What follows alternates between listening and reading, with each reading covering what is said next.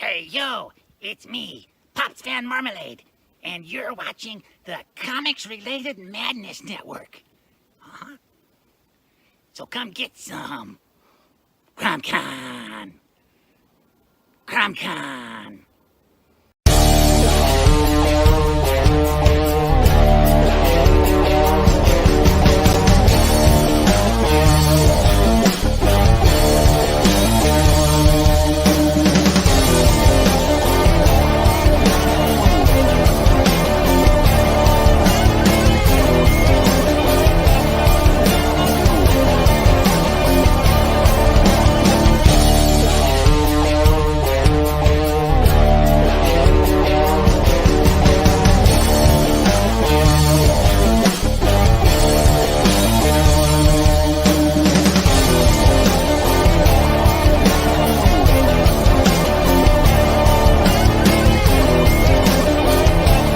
Madness Entertainment Group presents the Madness Comic Network with original programming and additional comic-related content.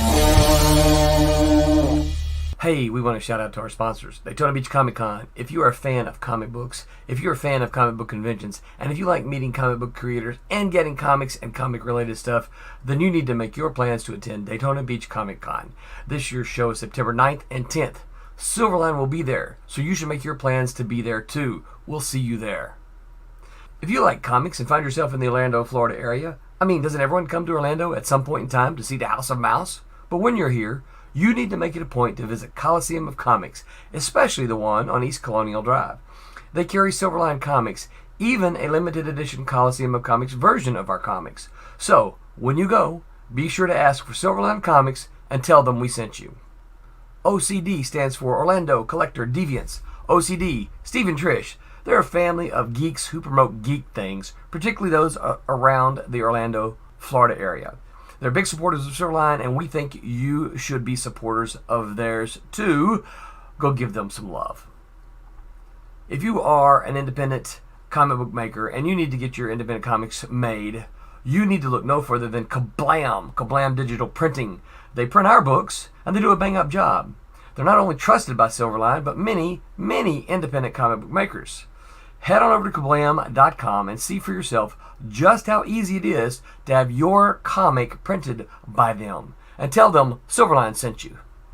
Hi, this is Tim TK, host of That Silverline Show on Tuesday. Join us at 11 p.m. Eastern, 8 p.m. Pacific every Tuesday night as we discuss pop culture and the joys of making comics. Hi, I'm Barb Kilber, co-host of Silverline's Wednesday Wham. Join us each Wednesday nights as we discuss comics, literature, movies, and anything else that may catch our attention. I'm Roland Mann, and I host Silverline's Silver Sunday. Join me every Sunday at 8 p.m. Eastern as we make mine Silverline.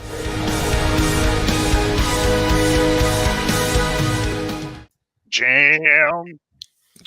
We're all here. I am hosting tonight instead of Tim. I don't know what Tim is doing. Obviously, nothing is more important than comics, so he will be having a stern talking to later. That's right. That's right. And but beyond that, we're just pretty much hanging out tonight, and we'll maybe discuss our favorite fantasy or sci-fi worlds. Thought that'd be kind of fun to talk about. And mostly we're just shooting the breeze on comics and nerd stuff. I'm joined by Quentin, Jose, and Mackenzie, who I've meeting for the first time here. So I'll become your favorite. To become your favorite. Whoa, I don't know, that's hard to say over Jose. It'll be hard to unseat Jose from that position. It will be. I'm up for a challenge. Quentin, you look so small on your screen. I know, I'm far away tonight. Hey, everybody. Well, you've always said the further away from me you can get, the better. Is this? Yeah, I heard you were hosting tonight, so I had to get back away from the screen. That's true. Do you have more He-Man figures? Yeah. I'll have do you to have do an a entire tour. wall covered? I've got a door and beside the door. I'll show you in a little bit. Yeah. Because I bought Man at Arms. That was the only one I liked. I like Trapjaw, but I haven't seen him, so I bought Man at Arms. That was my big He-Man. I thought that I'm not really the new face on the new He-Man doesn't look. He looks like he's thinking or lost. There's two of them, right? There's the one from He-Man Revelation, and then there's another one from like another He-Man that's more like a CGI. Yeah. series, and that one just trips me out because he looks like he's constantly smiling at me, and I don't know if I like my eternal barbarian to like be happy. Yeah. Yeah. Well, Not these like are the origins, and the first one they brought out had the real weird face. Let me Yeah, see what that's it's what making he now. almost looked like he had like some sort of Yeah, he they looked did like he a. was like Chinese or Japanese in the eyes. It was weird. It was a little different. Like there was a sort of Asian influence I thought was interesting. Yeah, They got the yeah. weird face, but then whenever they brought this guy out, then they added the classic head that That's you can right. put on him. Okay. But Yeah, he does resemble the old one, but he looks a little Asian to me. Look at his yeah, eyes. yeah. He I mean, I looks don't like he's mind from if he's Chinatown with blonde hair. Asian or not. Yeah, I don't mind. But I was just like it was just the way they painted him or whatever. So anyone else been into any nerd stuff we could talk about? Anybody been reading comics or whatever? I just bought a life-size Darth Vader, if that counts for anything. What? Really? Counts for Seriously? everything. Yeah. Like, is it like a statue or something, or is it like is it a It's like a cosplay costume, like legit, but like I have mannequins, so like I That's just right. Have you told Tim this? Oh, No. he's gonna flip. I'm just gonna say that's points we had a away good from me. conversation about how we're both Star Wars geeks, but I don't think I told him about Darth Vader. I think he knows I have my Stormtrooper. So when did you make it at all, or did you just buy it complete? No, like I like edited it a little bit because like I didn't like the belt on it or anything, but like I bought it from a guy. That's what I do when I get stuff. If these I keep in the package, but others I take them out and I customize them. You know. Well, like I have like a lot of like I consider like Revenge of the Sith like my movie because like that's the one that came out like was prime when I was young, so that's the one I got to go see. That's the third one, right? Yeah, the third one. Okay. So like I had the opportunity a couple times to buy a Darth Vader, and I was like, nah, I want the Revenge of the Sith one, and I got contacted about it, and I was like, that's a lot of money, but I have to do it, and like I got new boots for it and certain things, but like I'm in love with it. Can you fit into it? Have you tried putting it on to see if it I fits? like my mannequin is too short for it, so there is no way. Even I couldn't fit because he's like if it's made to scale, he's like 6 foot something. Yeah, like the mannequin that I have is like the tallest mannequin I have. It's like 6'2" ish, and it's way too small for it. Wow. Way too small. I wonder if you could even like try to find somebody to cosplay that at events or whatever. If you can have him walking one of your Velociraptors, I mean that would be a win. Yes. Well, I did an event last week with the Easter Bunny, and I was like, man, I should have got someone to be Darth Vader. My mom's like, that's not really Easter, and I was like, it is for me. Yeah, it is. It's gonna be like just put bunnies on Darth Vader. Hope you find. Yeah, it's fine. Yeah, I saw a picture of like you post a picture on Facebook of like a little, I think it was a girl or boy, like the Velociraptor and the Easter Bunny. And I'm like, oh, I never had Easters like that. Yeah, it was very, very interesting. I mean, people go, oh, yeah, it's not something you see every day. I do, so that's my life. you never mean it told the kids that the Velociraptor ate all the eggs, right? I don't think so, but like, You're it's like- a good thing to keep for later. It is. You smear chocolate around the Velociraptor's teeth, like a half-eaten chocolate. Oh, that would bunny. be amazing. Yeah, it's funny. I remember when they first started doing the new Star Wars sequel, they had my boss I worked with asked me to draw a poster of like Rey and everybody, but we are working on very rare concept art. Like they were just starting to do sneak peeks, and they had a picture of Rey's staff. And this was when the first movie was coming out, and we were all thinking she was going to be the Jedi. Yeah. And she was, but we thought, oh, well, the end of her staff looks like a Jedi handle, like a hilt. Yeah. Well, that must be what that is. And then the movies didn't do that, and it's like, oh, I got that wrong. In the very last movie, they actually show her holding the hilt with the lightsaber. I'm like, yeah, I got it right. So yeah, I did try to draw Captain Phasma, but it must have been a preliminary sketch because the helmet is not like the one in the movie. But that's okay. Everything else is pretty. But I was surprised that I called that. I just thought, oh, that I messed up. And at the end of the movie, I'm like, oh, I redeemed myself. Yeah. So yeah, I would sit there and draw. He walks around work now. I was like, I am the Oracle. I know all. Yeah, I think I watched the as far as new Star Wars, I watched The Mandalorian, and then I never watched Book of Boba Fett. Everyone tells me don't bother. I'm like one of those ones that I'm like George Lucas or nothing. Yeah. Yeah, new, I'm not. the I'm Mandalorian. not I a mean, fan. I liked what Mandalorian I was saw. okay. Yeah. Boba Fett was just Mandalorian Part 3. That's what disappointed me. What? I haven't Yeah. even seen I it yet. can't agree with that. Have you seen it, Although Jose? the best, The beginning was the good, best but, parts, like, the yeah. best parts of Book of Boba Fett are the flashbacks with Tusken Raiders. I agree. Like, those were the best, like, story aspect, like Mhm. like watching that and having them explain how he got to where he was Uh, through that. That honestly, then it's just like, okay, now it's filler, present day. Can we please go back to the past so I can see what happened? Because that's the best part. That was the best part. Yeah, I didn't, because I know Obi-Wan's supposed to. I watched 2 episodes of Moon Knight, and then that didn't connect with me. A lot of most people know in here, a lot of the Disney Marvel stuff is either hit or miss with me. But I was hoping they would kind of dive more horror. And then the first episode, he's driving a cupcake truck, and I'm like, okay, so they're not doing that. Okay. Well, shoot. So okay, it kind of at yeah, least watch episode 3. Like I think episode 3, Episode like, they 2 was started it good? hinting. I thought episode 3 was pretty cool because then it starts bringing in like the Egyptian gods and stuff like that, like discussions about. I them and loved stuff. his Like, costume, like the main costume. I loved the idea of the mummy wraps and everything. I just think was that's awesome. hoping to see, like, before I ever saw any of the promo pictures, I was hoping to see was it Mr. Knight? I wanted to see that costume because I actually like that one with just the white mask and the suit. Like, I thought that was so freaking awesome. Yeah. Huh? Yeah. Wish granted. I know. But, like, I hadn't seen any of the promo. Like, as soon as I found out Moon, I was like, man, which one are they going to do? Because there's so many different costumes he has. Yeah. And, like, that one is my favorite just because I think that one's cool.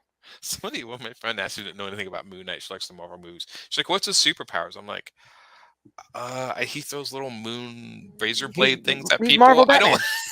don't. He is Marvel Batman. Apparently, people get mad if you say that, but he is. I mean, They really do. Blades, and he's got the cape, and he's jumping on rooftops, and I mean, I'm trying to think of what his sidekick would be. Like, you have a Robin. What would be his, like Got a night bird. Yeah. Breaking up a little. Of course I am. Yeah. And Nightbird. I was just thinking of, like, I always remember in Thundercats, Mumra had the dog. Mummut? I think that was what it was called. Mumra? Yeah. Yeah, a little dog with him. That was a thing? Yeah. I think it was called Mummut or something. Yeah. I mean. Mummut. Yeah, it was. Mum was a dog. Yeah. Mumra had a dog. Yes. Mama.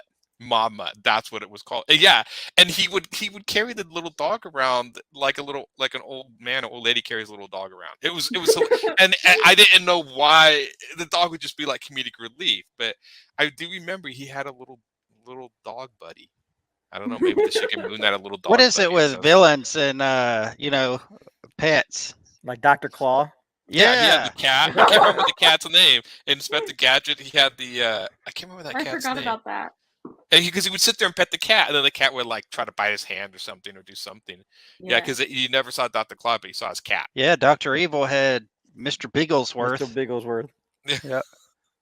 And let's see, who else? What other one had I know there was another. Because I had it on the tip of my tongue. I don't remember. Oh, that's right. I can show. I'm still remembering. I can show that. Roy Osham says, "Hello, Silverland fam, looking great." Yeah, that's mostly directed at Quentin, obviously. Yeah, for clearly. sure. Yeah. That's what I would assume. It's the He-Man figures. I mean, that's what it is. It is. So yeah. So we can talk about our favorite fantasy or sci-fi worlds. One is Star Wars. Those ones. I was always partial. My favorite fantasy world is always the world of the never-ending story. Oh, really?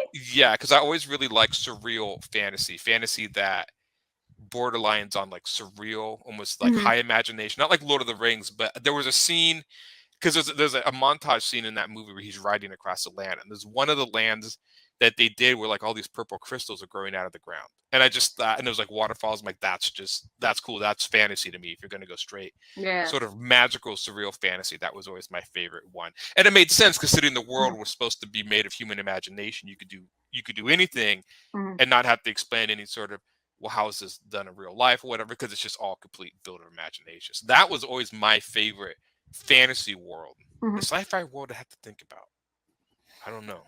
I'm going to put a suggestion in that Tim's would be Destiny, the World of Destiny, Destiny's, and Halo. Halo. Have you, speaking of Halo, have you guys watched the Halo series? No, that's why I'm glad Tim's not on, because I haven't watched it yet, and he would get mad at me. We haven't been able to discuss it yet. Did he seem upset or into it at all? Because I I don't know a know. lot of fans do not like.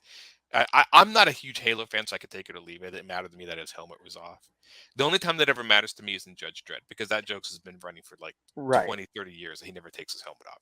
And it's a joke. I mean, there's actually a scene of him actually in the showers with his helmet on. So it's like a running joke in the comic. Right. Yeah. Yeah, I haven't seen it, but like I've played all the games, and I know was at the end of Guardians they had a moment where he was getting into the rig to pull his armor off, and You then see like the back of his head. you see like the helmet start to come off, and then it fades to black. You're like, yeah, right? But is it like a Darth Vader moment? Like you see Kinda, yeah. They never. I mean, they eventually say his name is John. Which I don't know. I mean, I'd always kind of like, you know him as Master Chief throughout all the games. They eventually, his name's John, and I'm like, John? Well, so those of us John. like Tim, Tim and I, we've actually read the novels, and they mentioned his names like early on. Like we had already known his name before before I ended up playing like Halo 3. You know what I mean? I had already known his name, but like I always thought it was cool. But like the idea that like they kind of showed his face on the first episode, I thought that was kind of lame. Yeah, that's what I said. They should have drug it out a little bit. Yeah. I mean, I understand how, I mean, I can't, and it would be very hard to emote for an entire series through a helmet. I mean, the guy played Darth Vader. He did a decent job, but most of the time, the only time Darth Vader was ever sympathetic was when he talked to Luke on the bridge in Return of the Jedi. Other than that, he was just angry all the time. It's not hard to emote anger through a helmet, but if you're trying to emote sadness or something, that would be hard to do.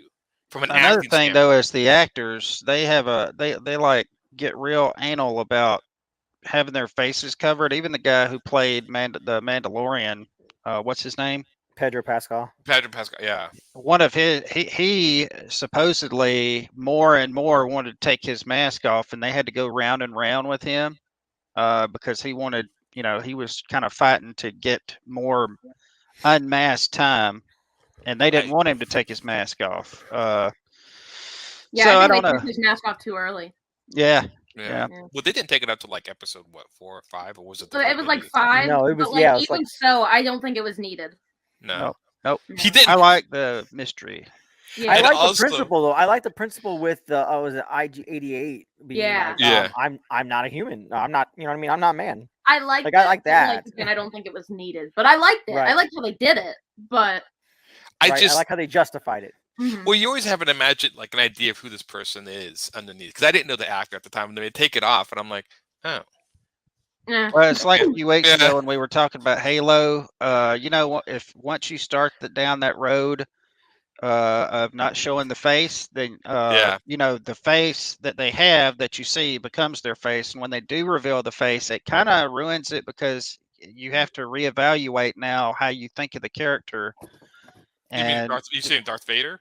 I'm just talking about. No, I think they did that one good because they waited for the last moments of the last movie to show you what he, show you just how jacked up this guy was. And it didn't disappoint because he was all battle damaged, and of course, I mean, it was a little bit of when I first saw it, it was a little bit of a, oh man, he's an old guy. But I was little when I saw it, so.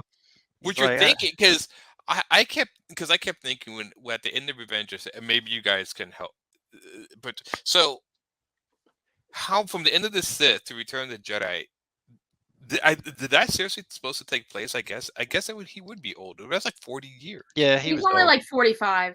45 or something. Yeah. Because I mean, Luke was born at the end of Revenge of the Sith, and he was what was supposed to be like in his early 20s, mid 20s. At the he was supposed to be 22. Yeah. Okay. I was gonna say. Because didn't was it what's his name? His uncle told me he had to wait like a year or two before he took off because he wanted him to still work because he was still a kid. Yeah. So he was like 19 in A New Hope, and then like he was the same age as his father, like 22, 23 by the Return of the Jedi. Yeah. Okay. Well, they were supposed to be like they were supposed to shadow them. Like Anakin made all the wrong choices, and Luke started to make all the right ones. Right. Or even if he did make the wrong choice by going to Bespin City, it worked out somehow. Right. Yeah. To something. Luke didn't grow up as a slave. Yeah. Yeah. I feel like I need to have you have this conversation with Darth Vader behind me, and I'm in the wrong room. Pull him on in there. Yeah. Yeah. I think what was see the I kind of felt like I think personally I like the fact that like was it Watchmen? Watchmen had Rorschach, and I actually thought that was a good reveal when he would pull his mask off, like, especially when he was in the prison and whatnot, and they took his mask off and whatnot, and all of a sudden you see this short little, like, was it Jackie Earl Haley friggin' like the guy. I mean, personally I thought he was cool. Yeah. Did he ever take his mask off in the comic? I thought he did. Yeah.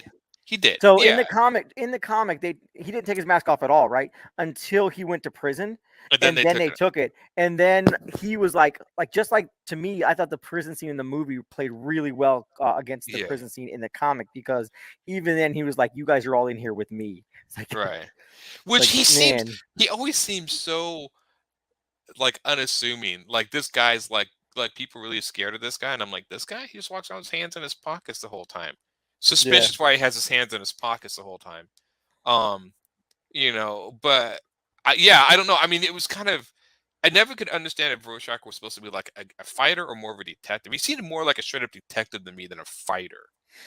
But then again, it's been a long time. He was literally psychotic. I did like. Did you guys like the Watchmen movie? I know a lot of people who read Watchmen did not like the movie and vice versa. I actually thought the movie was better than. I thought the ending they changed in the book, I thought made more sense than the book, because I read the book and I actually honestly was confused about what happened at the end. I see like a big weird leg in a city, and I had no idea what had happened. They set off a bomb, and then at the center of that bomb, like Osmodeus, like, if anybody that hasn't read it, and I'm giving you spoilers, I'm sorry, I'm not gonna stop. Osmodeus exploded this bomb that like created this huge crater, and in the crater was like a genetic alien, right? And it was just like genetic material that like showed like tentacles and crap like that popping up, like saying that this is what's going to bring the world together, because they're bonding against this particular attack that happened. Right. Now I read, anybody out there, I read that it was supposed to be now what I actually heard was that he, if I remember right, he teleported the alien in. It wasn't a bomb in the comic. That's what it was. You're right. My bad. And when the alien died, it was like the psychic backlash from the alien killed the people in the city, or something like that. Because he learned how to do teleportation from Dr. Manhattan. Like, he did something with Dr. Manhattan, learned how to do it, and then he teleported the alien. But the only problem with that is like, well, yeah, you unite the world against this common threat, but after a year or so, when the threat's not attacking anymore, the world goes back to normal. So even in the comic, I always like, well, yeah, that's a short stopgap. I mean, they're sitting around with their guns for years waiting for the aliens. I mean, after so many months, like, well, I guess they're not coming. And so, but when you have in that movie, like, Dr. Manhattan is like this like godlike character always watching you, that's much more effective. Like, oh, nobody misbehaved because he's always watching you. It made much more sense in the context of the story. It was almost one of those things that I'm sure Alan Moore would disagree with me, but I'm almost like, dude, he just kind of took your ending and fixed it, because I never got I know it's classic CPO, but I never got the alien ending. I'm like, okay, right.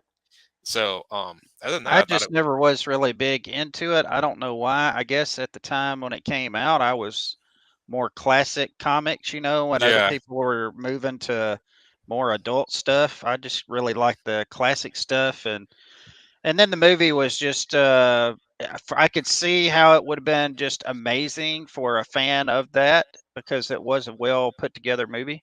It was verbatim, the movie. Even which everybody I talked to is not a comic fan. You seen Watchmen? Oh, you mean the movie with the blue wang? That's all. That's all they remember. That's like it. I'm like, okay, yeah, that movie. Thank you. Okay, well, that conversation's done, because they just don't remember anything else. I still remember one guy in the theater when I saw 300. They showed a picture of like one of the main guys was like, it was a sexy scene, and they showed his butt, like the main guy's butt, and it was naked. One guy's like, oh, why are we looking at butts or whatever? Why are we looking at? I'm just like, oh yeah, because everyone else naked is fine, but the man. And I was like, but dude, I don't know. It seemed weird, because the guy was sitting next to me, and I was just like, it's okay. Do you need a timeout? Do you want to go sit in the hallway? And I mean, it's okay for like one of the characters in there to like friggin' sodomize Leonardo's wife, but whatever. Yeah, but God forbid should we see Leonidas' ass. I mean, butt. Sorry. Yeah. It's just like, and I'm just sitting there going, like, the rest of the movie, they're pretty much naked anyways, with the little. And those guys Right. had to get ripped. I mean, I remember them, I Yeah. think, talking, like, I think they had some makeup that accentuated, but I mean, those guys must train all the time. I had no idea that Fassbender was in that. I mean, because I saw it years ago, and then somebody said, yeah. "Oh yeah, the guy played Magneto, the new young Magneto was in 300." I'm like, "That was him." I went back, I'm like, "Oh my god, that's Yeah, he Magneto." had like Yeah, long straight hair. yeah. There were a few other characters in that movie that were like in the background. I think the guy who played Faramir in Lord of the Rings was in it. He got hurt. He was the one telling the story at the end. Not Boromir, Yeah, but he was in it. Faramir. Yeah. He was in it. Was it the younger brother? From Yeah. Lord of the Rings, right? So there's lots of weird, like, there's just like that's a movie we kind of looked at like, oh, I know that character from that movie, but they're little bit roles, but they're kind of everywhere in that movie. I don't know, it's kind of a trip. So I actually tried to read the sequel comic. I checked that from the library. He did Xerxes, and then he did another one, and it was not good. It was not good. Yeah, it was not. I think 300 stands on its own, but even because they were going to make a sequel based on the comic, the sequel movie was okay for what it was. Yeah. But it really was just that one movie. But I read finally he released it like 2 years later after the second movie was released. And I read the book, and I'm like, Frank, I don't know. Sometimes Frank Miller breaks my heart. I love a lot of his stuff, but there's some stuff I'm just reading. I'm like, dude, Yeah. it's not working anymore. I don't know. His style works, like Sin City works great, but then he made Batman like Sin City, like Batman and Robin like Sin City, and like, yeah, that's not working. So, oh yeah, Jose's mic is buzzing. Yeah, Jeff Potts says that. Yeah, so I don't know. See if you can fix. Oh, he's going to go out the air. That's okay. We don't need Jose around here, anyways. Forget Jose. Am I the favorite now? I know. Yeah. Default. Apparently, we've killed Jose, so you're my favorite now by You've default. ranked up. Ranked up. So, are you actually working on Nightfall right now, Quentin? Nightrise, yes. I am doing a color test. I suppose I can share my God, we screen. changed that name so many times. I still just call it Justice. So you got closer than me. I just changed the file names on it. So yeah, it went from. Oh, he's back. Not cool. Not cool. I heard that. All right. Well, okay. It must just be a night for mics. I told you, I broke mine right before this. Yours isn't working. It's just that. No, kind for of some. So the other headset I have, the one I usually wear like to listen to music and stuff like that, it won't. At the moment I bought it, it doesn't even work with Discord. Like I can't even get Discord to work. Really? Either I can hear everybody or I can't hear anything, and you can't hear me at all. Like there's neither will it ever align. Mm-hmm. So, okay, so in the Night Ride story, now just out of curiosity, Quentin, when you work digitally, do you ink your own stuff? I mean, you go straight to inks. No one's inking this, right? Oh, let me just go ahead. Any comic creators that are watching this, boom! What? He's coloring it, and he's not even done with the inks. What? Yeah, pull your hair out. So it's not all a color test. It's a color let me see your pencil line, like, because I do such a rough sketch, and then I basically just start using the G pen and clip art to just ink it. I don't even do like the pencils. Yeah, that's what I do. The pencils are literally that rough, and then I'll literally just take the G line and I'll kind of do it a little rougher that way, and I just ink straight. So you're inking this too? Okay. Yeah, I'm not sure if I'm coloring it yet. I'm just doing a color test at the moment, but this was the finalized pencils, and mine are super rough because I'm doing it and I know where the lines are going to go. So I just skipped the whole step of doing the finer pencils, except for certain things like the dog's face. I tried to gave people heart attacks. Yeah. I tried to do pencils in that, but I don't like I like the G pen line, but the G pen is, I guess I could do it in gray or something. But I tried to do pencils, and I'm just like, no, I'll just do it in regular paper. So I actually had to download a digital pencil brush for Clip Studio that gave you the same like textured feel to it. Yeah. Okay. Maybe that way I can like turn my pen to the side and still get like a broad pencil stroke. Okay, that's so my favorite. You're the writer of this, Mackenzie, right? Yeah, sorry, I'm having a love affair right now. Well, I don't see Darth Vader at all. Oh, you didn't know Quentin could draw? Yeah, we didn't know that either. I'm like amazed every single time how like he gets exactly what was in my head. Like, well, good. That's good to hear. It's always so crazy to me. Well, does it this to me is a too, and it's color a little test creepy. to see how long it would take me if I ink and color and everything, because there's a lot of effects that I want to do. We were talking a little bit about it last week with the purple glows and all that stuff. And just to convey that and write notes to somebody like the colorist to do these things, I'm going to have to write them a book. And they're really, I just don't know if that's fair, because I will say this, and I'll say this, and I'm sure Roland may be listening. I love you, Roland, but he won't let me ink or color my stuff. Yeah, I probably won't get away with this either, but we'll see. And I thank you for that. Yeah, yeah. In fact, that's why I didn't want to ink, because like I said, I will draw very roughly, and then I just go straight into the G pen, because that's how I put it on the stability, and then I just draw it in. So I was like, well, if I do that, then there's not really any point. No, I'll just draw the pencils. Yeah, because I wanted Jose to be able to ink stuff. Yeah. I want Jose to be able to ink stuff too. So how many have you? I think you've written other stories too, Mackenzie. It's not your first. This one's my first. First, okay. So first comic story. Yeah, first so you've done other stories. Yeah, I've done other stories, but this is my first comic. Is this set in a world? If we're going back to the fantasy sci-fi world, is this set in a world that you've done before? Or is this totally new for the book? No, this is totally new. Okay. Yeah. So have you written up any laws or anything? I know some people when they write fantasy worlds, they write like a Bible somewhat. It's kind of I've heard of this. We kind of, and I think everyone that does creates, you try to get the general gist of things. Yeah. You think of things, but there's definitely some things that kind of changed as you started putting a pen to paper and you started working out the details, and when you started to break down the character development or just plot points.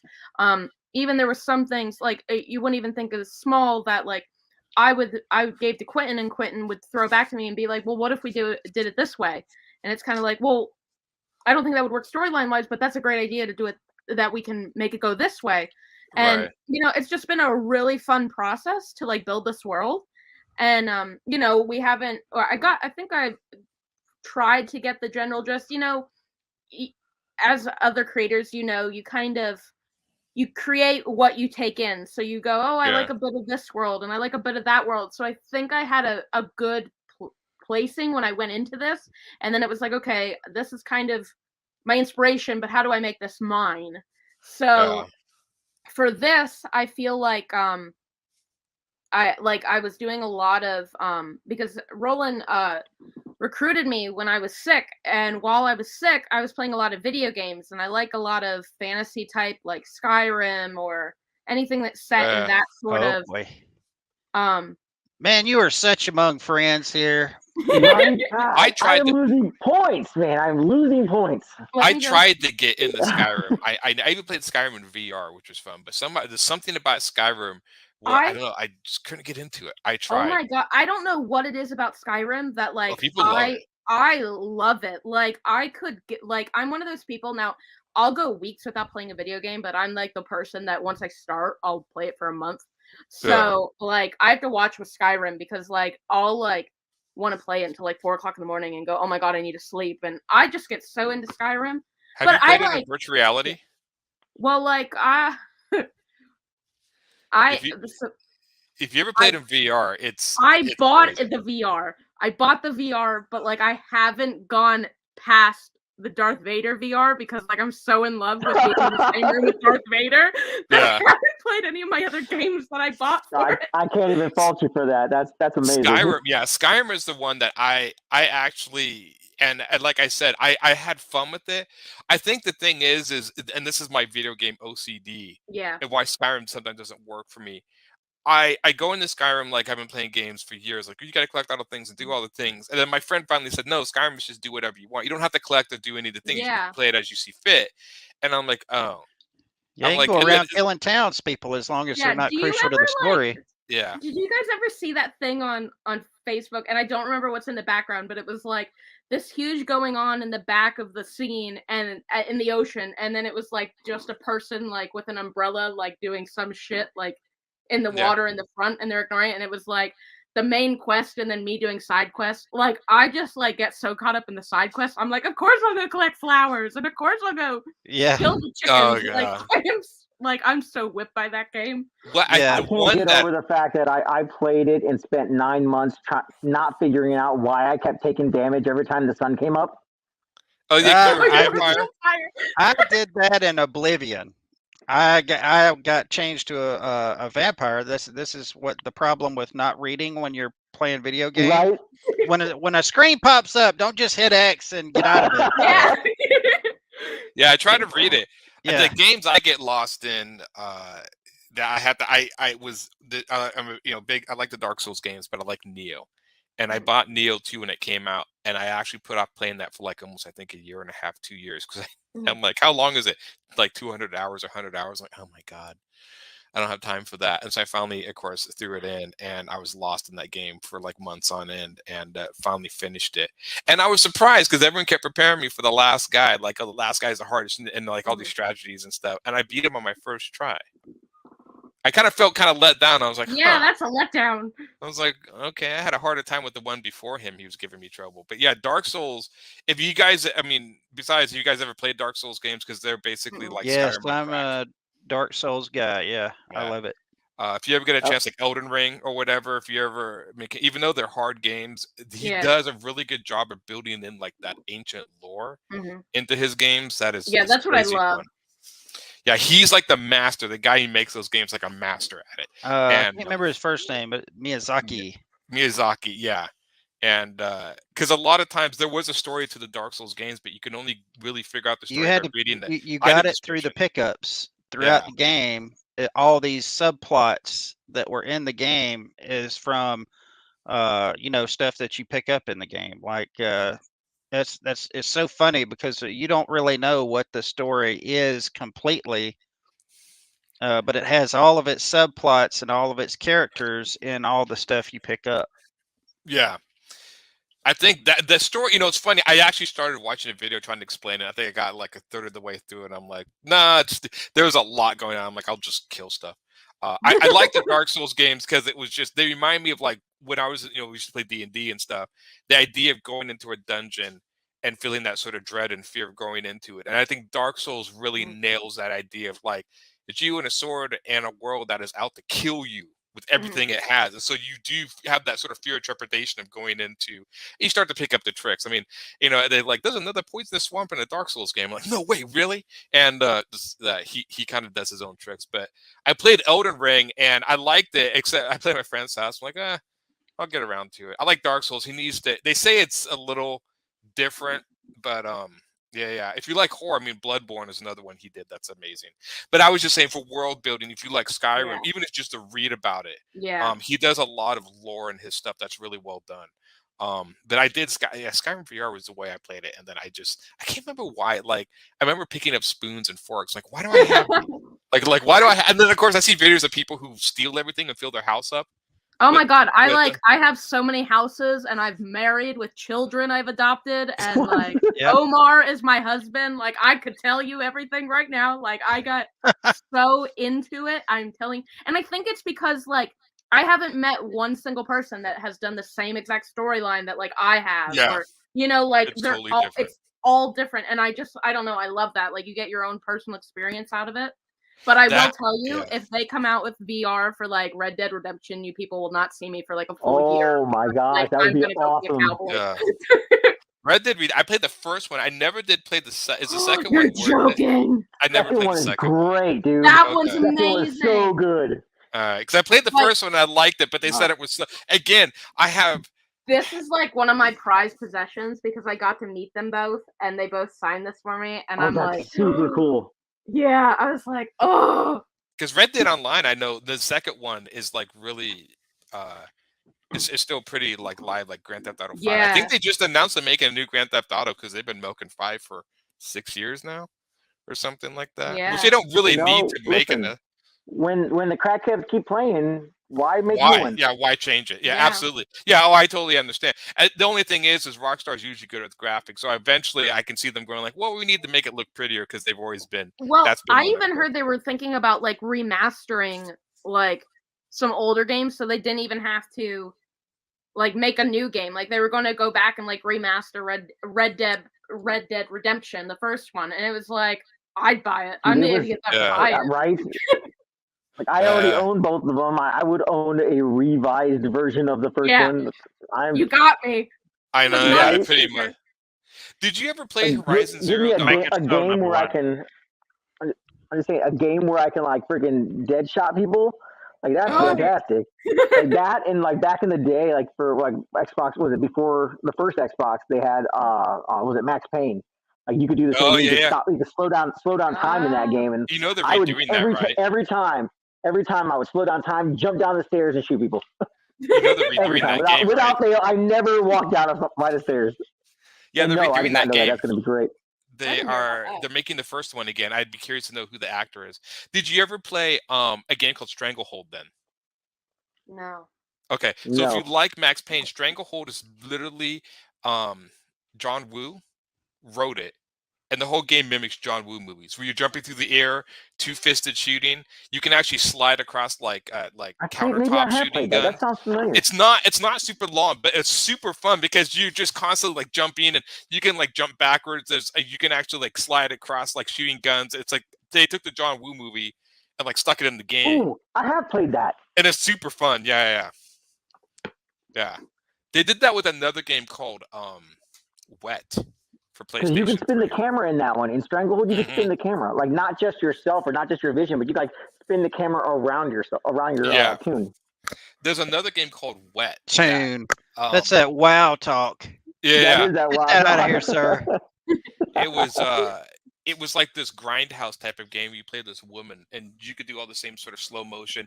But hers was really cool because in the game Wet, you could actually run across walls and flip off the wall and like shoot guns. Like you can flip on. Like she was an acrobatic. It's a PlayStation 3 game. You got to get it cheap. But if you even look it up, I mean, it's like a Quentin Tarantino type movie. Yeah, I think I remember that game. I have a whole. The Matrix game used to be able to do that. You used to be able to like jump off the walls and stuff. Which one? The Matrix game. Yeah. They did. Yeah, I remember doing that. I have a whole box or a drawer full of PlayStation 3 games. That's probably the most games that any PlayStation system is the third one, because they make these little short 10-hour games. But there's a lot of like really people would experiment so much more in that realm than the ones today. And so I would get all these little 10-hour. I remember one called Dark Sector that was one of the launch titles, and I remember you had this glaive, this throwing star. And you could throw the star and then use the controller because motion sensitive. You can use the controller to like guide the star to cut off heads and stuff. Nice. I had more fun trying to do bank shots. I think my favorite one is I threw the star and this guy dodged it, and then he jumped up and started shooting me. But the star on its way back to me like came back and cut his head off, and I'm like, score! And so, like I would think of bank shots, but that's me in a video game. If you have one stupid gimmick and I like that gimmick, I don't care about the rest of the game. I'll just spend hours playing with that gimmick and doing stuff. I feel like that was me when like the Wii was really popular and they did like Star Wars Force Unleashed on Wii, and I'm still so upset that they never finished that series. But like you just wielded that thing like a lightsaber. I was like there the whole time. I think I broke a couple things in the living room doing that, but like it was so that was. I bought the Rogue Squadron game and haven't played it. That's also in VR. The one where you're like the space battles. Yeah, I have that one too, but I'll be honest with you. I get such a... I think it's because I don't know how to fly that darn X-Wing. Oh my god, I give myself so sick. Like, I get motion sickness in that one. Because I'm like, okay, where am I going? Oh yeah, VR is even that. I had one friend, I told him, be careful about motion sickness. Yeah. And he was like, "Oh no, I don't get motion sick." And I think he played some VR game, and it was you could walk, and he took like 2 steps and took off the helmet. He's like, "Okay, that's all yours." Like he's like, "It just hit me." I'm like, "Yeah, it hit you like a wave of nausea. It's a weird feeling, you know." Yeah. So yeah. Oh, somebody else said The Expanse. I've yet to see The Expanse. Everyone tells me it's. Love it. Okay, I will say the best fantasy on Dark. See, I like Neverending Story. Dark Crystal's very well up there. I really like that. Yeah. Best sci-fi novel. I don't think I've heard of that one. Yeah, the Dark Crystal, I totally love. The Expanse, I think, is supposed to be more realistic, if I'm not mistaken. It's more because I know it's like I tried to watch it, and I didn't get through the first episode. And everyone says you got to get through the first 2, and then it gets really good. But maybe I'll go back and do that. I know they finished it. Yeah, they finished it, but the novels go into so much more detail and That's what I've take it heard. farther. It was amazing. Absolutely amazing. I loved it from start to finish, and a good thing about it was it was different every season. I loved the way they adapted it. You know, strange enough, I had to probably say my favorite sci-fi world. I don't know if technically it'd be a world. What would be the original Robotech? Always really liked that.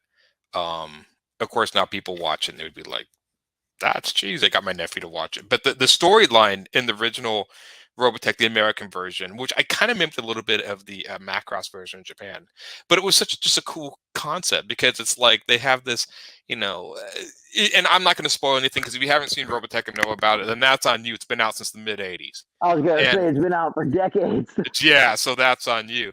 But it was just like this alien spaceship crash lands on Earth, and it starts to unify the nations. The first part of the show is them researching and building and like researching the ship, which is the size of a city. It's huge. And so as they're researching the alien ship or whatever, they build this city called Macross City around it. And because I think the name of the ship is a Macross, so it's called the SDF-1, Super Dimensional Fortress. And they knew, and the thing that was cool is that they gave the best reasoning. Why would a ship transform into a robot? Why would you do that? And on the ship, they discovered that the race of the people that were connected to the ship were 60-foot tall aliens. And we were little microscopic beings to them. So in order to be able to fight these guys one-on-one, we actually transformed our jets and the robots to be able to fight them. And that was the coolest thing in that world, because you would have like these gunfights in the show that were happening around skyscrapers. Like you see these Veritechs, these mechs like hiding behind skyscrapers as cover. And so just to take that scale of like these military people using skyscrapers and stuff as like cover and stuff, which it was such a cool concept. I mean, everything about that show, I was just like, oh man. This sounds like a Twilight Zone episode.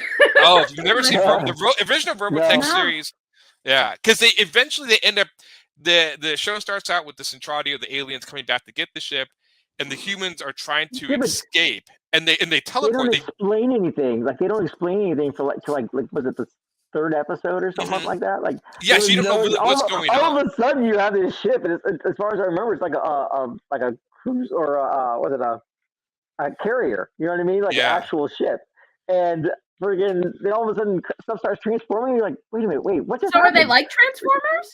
Yeah, they built so they're like military, and they built like basically our basic military jets, but they made them be able to transform into two variations. One is they look like a chicken. They do like half jet, half legs. Was it like the battle turret mode or something like that? Yeah, and then they have a full one. But the thing is because so they can fight these Centrati hand because they would be just as tall as a robot. They're like 60 now this is starting to sound like Power Rangers. It came out. Oh, I think Power Rangers. The thing that was so cool is they ended up.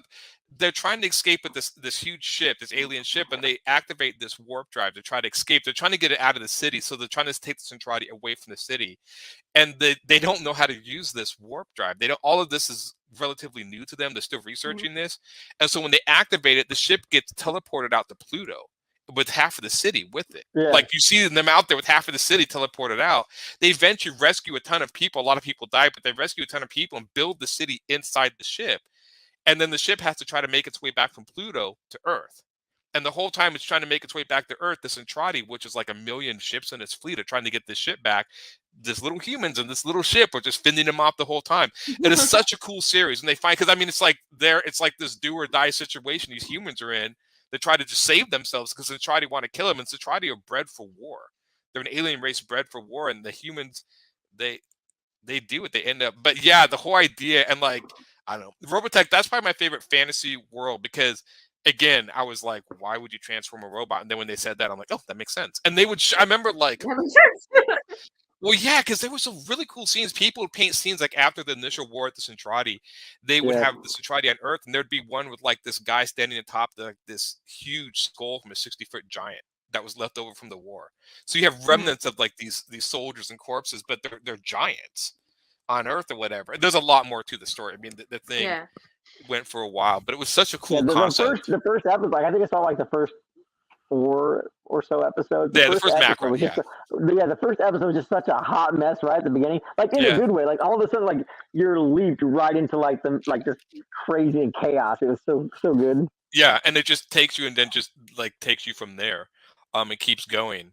But yeah, I think you can actually watch it on either Amazon Prime or Netflix. You can stream Robotech. It's old. I don't know. It still holds up. What? I'll look at it. I bootlegged watched it. There's three I'm other hardcore like that. yeah. There's 3 other series because the anime people, when they're bringing anime to America in the 80s, they weren't sure. They didn't want to bring directly, so they would take a lot of anime series and kind of rewrite them, adapt them for American audiences. And so the whole Robotech saga is actually 3 separate anime series in Japan, rewritten to all connect together. The middle series, which is called The Masters, I didn't like, and a lot of Robotech fans don't like it. The 3rd series is great, and you can actually watch the 1st and 3rd series, and they kind of make sense. They almost disregard. Because in the 1st series, the ships transform, and then in the Master series, the ships don't transform, and then in the 3rd one, they transform again. I'm like, okay, this is ridiculous. You got to make up your mind. You can't go backwards. So everybody, I know a lot of people ignored the 2nd series and just go like, from be consistent. And so they go from the 1st series and then the 3rd series, which is called the New Generation, or called Mospita in Japan. But the ships actually transformed, and then they do the Cyclones. I have like all my Robotech toys. That's the thing. It, like all the toys, like he collects He-Man. I collect Robotech toys, and those things, they get decent ones, like $200 a pop. So they're expensive, but I'm addicted to them. So what can I say? I wish He-Man was all I collected. What? I wish He-Man was all I collected. Well, you collect. I know, right? You collect more. You collect Lord of the Rings. What are you collecting now? What is everything you collect? Figures in general. Try big dinosaurs. I know, right? You build them, don't you, Mackenzie? Well, I get them built. You get them built? Do you design them and stuff? Yeah, I design them, and then I send my designs to China, and then I import them into the country. That must be kind of... What are you importing? A dinosaur? Really? Oh, no. So the first time I ever imported, I was 18, and I guess... Don't quote me for this exactly, but you have to be 25 to be a first-time importer. Like it. So I went to my parents and I was like, "Hey, I need you to sign these paperwork, whatnot, or I get fined $5,000," which was like a really big amount then. Or it's still a big amount, but it was huge. And they were like, "What are you importing in?" And I was like, "A dinosaur." And then I had to go to the bank. They were like, "What are you importing in?" "A dinosaur." And it was a whole big thing. And we thought everything was fine. And then a couple weeks later, I got a call from the U.S. Customs with the U.S. government, and they were like, "Hey, you're going to be fined $5,000 because the animal you're bringing into the country doesn't have its like vaccines and shots."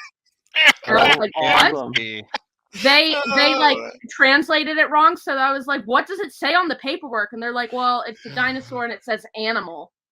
And I was like, "What do you think I'm doing? Reenacting Jurassic Park 2? But my dad was all up in arms because it was in his name at that time. And he was like, "You need to get this sorted out." So they thought it was a live animal coming into the United States. It was really a great time. That was hilarious. The government at work. That's why we need more government people. Not to catch those dinosaurs. I still remember and how well, like even in some places, like the popularity of some like that. I remember they detained Shahrukh Khan. My friend watches Bollywood, and Shahrukh Khan is like this huge celebrity in India. Yeah, they detained them at an airport. I'm like, you detained Shahrukh? Like you didn't know who this? I mean, that's like, I mean, I'm surprised it didn't detain Jackie Chan. I think now enough people know Jackie Chan. But I was just like the weird import, like you're importing something. Like I hear people detain that or whatever. They asked the guy from I remember Squid Games. One interview was like, "How does it feel like to be so famous now?" And he's like, "What are you talking about? I've been famous in China I think he's from China for years." I mean, it's like, what do you know? Yeah. But the dinosaur one would be new. Did they think it was for an amusement park or something? I don't know what they thought. They just were like, "It's listed as a dinosaur," and I was like, "I don't know what to do with this." Yeah, I think like it was funny. They should have put like puppet or something. Yeah, well, they even though that wouldn't be. It was translated from Chinese wrong. Yeah. So like it got fixed, but it was like I have so many like the 2 good stories I have about these dinosaurs that not included. Is another time we were doing an event for Hershey Park, and through a chain of events, not like for speeding or anything, but we got pulled over, and the cops came up and they're like, "Okay, what are you hauling?" And I was like, "Oh no!" And I was like, "Dinosaurs," and he goes, "Yeah, out of the truck, open it up." And I was like, "Okay," and I opened it. He was like, "Oh no shit!" And I was like, yeah, yeah. He got my face right. It's like, oh, yeah, you're really honest. You're transporting dinosaurs. Yeah. And like I said, the other one was when I lived in Orlando. I had lived in a townhouse, and my townhouse had a garage, and someone called me when I was down in Orlando and was like, "Hey, I have a dinosaur for sale. I hear like you're in this market, whatnot." And I shouldn't have gotten it, but I saw him and I was like, "Okay, I'll buy him." So I just threw him in my garage until I came back to PA. But I left my housing department. I went for a walk and I came back, and the whole housing department was outside my garage. And I was like, "I'm sorry, like, can I help you?" They're like, "Do you live here?" I was like, "Yeah." They were like, "We need you to open your garage." And I was like, "Okay, why?" They're like, "Well, we got a report that you're like harboring livestock inside, like in your garage." I was like, "What?" They're like, "Yeah, like we got a call that you have a cow." I would have got the most out of that. I would have like, "Okay, are you sure?" Yeah, I would have really if I played had it up. somebody get into it and walk it out and like Yeah. do something when they opened it. Everybody stand back. Yeah, but like I thought they were gonna like pee themselves when I opened that up. They were like pissing themselves laughing because like they were like, "Okay." Yeah, I was like, it's a "Those big, dinosaurs get me into something awful." which is weird because I'm thinking, especially if it's a cow. I mean, if you're mistaking a velociraptor for a cow, Well, in their like how defense, drunk are you? The one that I got called on it was a T-Rex, and he is big and brown. Yeah. But like, I mean, they are like 7 foot tall, like maybe 12 to 15 feet long, depending on which dinosaur. But like, and he's big and chunky, but like, still, you thought it was a cow? I don't know. Yeah. Well, the T-Rex you can't walk. There's no. It's just stationary, isn't it? No, they all walk. How does a T-Rex walk? Is it the same way that the velociraptor is somebody in the suit? Mm-hmm. Okay. Yep. Is it just one person that operates the whole thing, or is it? Yeah, just one person gets in it, and it's like it's a robot, but it's also a puppet, so it's an animatronic costume, pretty much. Well, you just killed the immersion. Now I don't even care to see him. Sorry. Man. Quentin thought they were real. I was excited up until then. Sorry. So, question. Did you say you? Yes, Jose, you raised your hand. Mm-hmm. I used to live in Pennsylvania when I went to art school. Where did you go? I went to art school at Joe Cougar School. And I lived in Canadensis. Oh, cool. So yeah, I basically lived in the Poconos. Yeah. I'm about like an hour and a half from the Poconos. That's hilarious.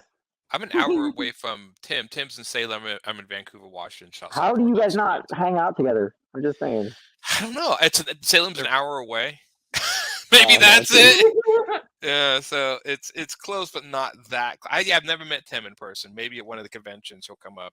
It was. Listen, I have friends here in Florida, and I barely ever see them because they're like, "Oh, why don't you come out?" I was like, the sun is out there. It's hot. Yeah.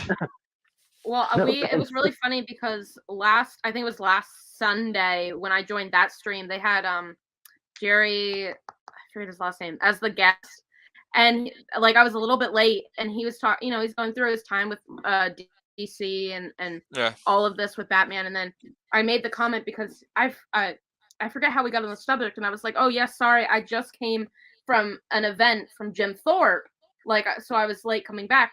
And he had mentioned earlier that he'd lived in the Poconos, and he was like, "That's where I lived. I lived in Jim Thorpe, like years ago." And I like he never even mentioned that. I was just like, "Oh, I just come back to the Poconos," and then I mentioned Jim Thorpe. So it's like crazy, like the connections people have to places, and then how close some people are, and they don't see each other. But oh yeah, I've never seen, but I've actually seen Bendis, Brian Michael Bendis. One of his favorite comic book stores is the Cosmic Monkey, and I've seen him in there a few times just wandering around as a customer. Yeah. I did see Kurt Busiek at our local mall. Like I saw him from a distance. I'm like, is that Kurt? Oh yeah, it is. We have a lot of comic book writers and artists out here, and you can see them in the wild, in their natural habitat, right? In the wild. In the wild, right? Yeah, I know. I don't know why, but Aretha Franklin was always at our McDonald's. Really? Small town. Like I live in a small town PA, and she was always at our McDonald's. It was like obviously she's passed, but it's like, we always go, oh, McDonald's isn't the same without Aretha. Like, it was Oh yeah. Really wouldn't You took hear her that, out. Clinton? If, We would see if McDonald's Tanya. is good for Aretha Franklin, it's good for me. Yeah. We see Tanya Harding. She lives out And here, she's so we would passed see her on, all by the the time. way. Yeah. Yes, I know. And speaking of, did you ever she get was, into? she was pretty up there, though. I mean, yeah. Did you ever play the game Horizon Zero Dawn, Mackenzie? Oh yeah, Because of yeah, robotic dinosaurs. yeah. Yeah. Like, if somebody puts dinosaurs on something, they like got me. So like, Because I was like, that would be That's why cool. I play Ark. yeah, Ark, yeah. me too. Yeah, I love Ark. Like, I've been playing it for like a year. I got my son to play it. My 12-year-old's like, Daddy, when I get an Xbox, I'm gonna play Ark with you. I'm like, I mean, I don't want to say I'm not gonna still be playing when you get your own Xbox, but I probably will. What? Strangely enough, do you have the PlayStation Virtual Reality? Yeah. Okay. There's something called Robinson. And this game, it's a short game. It's about maybe 4 hours long. It is called Robinson the Journey. And you might, if you've never heard of this, you can probably get it cheap. You crash land on a planet full of dinosaurs. And you wander this planet researching dinosaurs and whatnot. And you can like scan them and but there's like little areas where you try to escape them. That kind of sounds like Minus the Dinosaurs. I think I bought this. I bought this. But like I said, I got so wrapped up with being in the same room with Darth Vader. I have played none of my I could never leave. I'm telling you, like, my mom will be like, well, what are you doing to relax? And I'm like, I'm gonna just go play episode 2 of Darth Vader because I can be in the same room as him. With Darth, I think my favorite. Yeah, I played Sky. What was it? My favorite one was this one called Rez, which was an old Dreamcast game. Yeah. And that game was the coolest thing I've ever experienced in VR yet. But the whole game was rhythm based. You play like it looks like you're like the silver guide. Like eventually you upgrade, the guy's like flying. He looks like the Silver Surfer. And eventually you upgrade him, he's like in a lotus position flying through the air. And you shoot stuff, but as you're supposed to be hacking a system, so it's supposed to represent you hacking a computer system. But as you shoot things, which is not hard, the rhythm of the game, the beat changes, and so the beat will start to pick up. That game, as far as like just a complete visual and auditory experience in VR, that thing was crazy. That was really cool. And then I play horror games, and horror games are always fun in VR. It is scary. I got really like into like Assassin's Creed there for a while. Yeah. Like I got really into that for a while. I don't know what it was. Like I got in a mood that like I wanted to play because like I said, I'm like a couple like credits away from actually having a history associate's degree, like by accident. One day I said maybe I'll go back and get it. So like I love history stuff. So like I got into Assassin's Creed and I was like, all about that. I was like, I want like a VR Assassin's Creed because like, oh my god, I would like be living my dream. I would kill everybody. Yeah. Yeah. Everybody. There was in a building I wouldn't leap from. That was like me with Tenchu, which they played that Sekiro game. We played the ninja, which is supposed to be like but I played the old Tenchu with the ninja, and I would just run around and kill everyone. Nobody could live. They all must die. You had to like silent assassinate everybody. Yeah, it was you couldn't kill. You had to assassinate. It was allowed to be silent and whatever. So like the first game I played that you had to do that was Siphon Filter. I don't know if game. It's an old game. That's the first time I ever had to play a game where you had to sneak around and not get caught, or you had to start all over. The thing about Siphon Filter that I always thought was so funny, but again, it's a game, so I take it, was like if you completely in shadow, except for the 3 green bright dots, and like no one. I'm like, why do you hide in the shadow and then turn on this like these lights? It's the same thing in movies when the guys come in with like the flashlight and the gun and they're gonna look around and I'm like, they're trying to find somebody. I'm like, well, they know where you are. And there's all these red lasers crisscrossing around. Yeah, like, it looks cool, but I don't think that's very effective. Dude, you guys are stealth, man. Yeah. I remember in Siphon Filter, he'd be sneaking around with the 3 green dots and like you'd be sneaking around soldiers, and the soldiers would never be like, why are there little dots bouncing around in the dark? What is that? Like Metal Gear, I have to say that's probably my other favorite sci-fi world would be the Metal Gear universe. I really like that one too. Fantasy, I know, so it'd be Skyrim. So was Skyrim a big influence on this? I feel like there was a couple games that were, because I was definitely playing games at this point. So like when Roland came to me and I started to throw around some ideas, like I'll doodle to see like if I can come up with a character or whatnot. So I think the first one I came up with for this would be Harlow, who was our dark elf, and then I got the Hale, who is kind of, I don't know what I forget the species that I came up with. He's like our cat man. And then as usual, like as I kept on developing, it kept on going and going. But like you kind of start thinking like, okay, like, or at least how I think, I'm like, okay, especially with comics, it's a lot of visuals. So like what haven't we seen before? What could make this unique? What could make it like when you look at it, you know what it is. So it really came together. But I would say like Skyrim was a big factor when I started crafting it, but it like has since gone away from that. But it was definitely like in the train of thought. It's crazy because when you think of favorite fantasy sci-fi worlds, I probably would attribute more of those to video games, because movies and stuff you watch in a story. Video games, there is a story, but you are free to explore the world. So there's much more world building in a video game than say a movie or a series, or maybe there's not so much more. You're more able to explore it on your own. So there's more lore and stuff behind it. Well, and I feel like another thing that inspires me is I don't like when I find something that I like and then it's poorly done by like movies or whatnot. So like I'll be like, okay, how can I make this right? Like for an example, I know, and I again, for anything anyone creates, you can find something that inspired them through it. And I feel like two things I was really, when I go into my fantasy world, the other two things on top of Skyrim is like I loved Narnia growing up. And I feel like that it kind of died down. Like I feel like the books were so great, and the movies, the first two were good, like good, and then it just trailed away. And like the other thing I loved is I loved the Aragon books, and it was like the Aragon books were great, but and I didn't mind the movie that much, but I was too young to like realize that how much it differed. That's the one with the dragon. The dragon, the one written by like a 19-year-old. So, but that had so much potential. Like they had that one character on it. Like that, there was that one character that was kind of his friend, but like you know what happens in the book, so you're like, no, keep going, keep going. Yeah, like they were supposed to keep going, and then like they canceled it, and then Disney bought the rights for the books, and for the last like 8 years have been saying like, yeah, we're gonna make a show. Like I think they were waiting to like get Disney Plus going. Before, but like. They kept on saying, yeah, we're going to do a show. We're going to do a show. Like, we're going to do the whole book series. But, like... Did he make any more of the books? I know he made the 3. He made the 4th one. Yeah. It was, like, an extended amount of time, though. Like, the other ones came out when I was, like, early middle school. And I think the last one came out when I was in high school.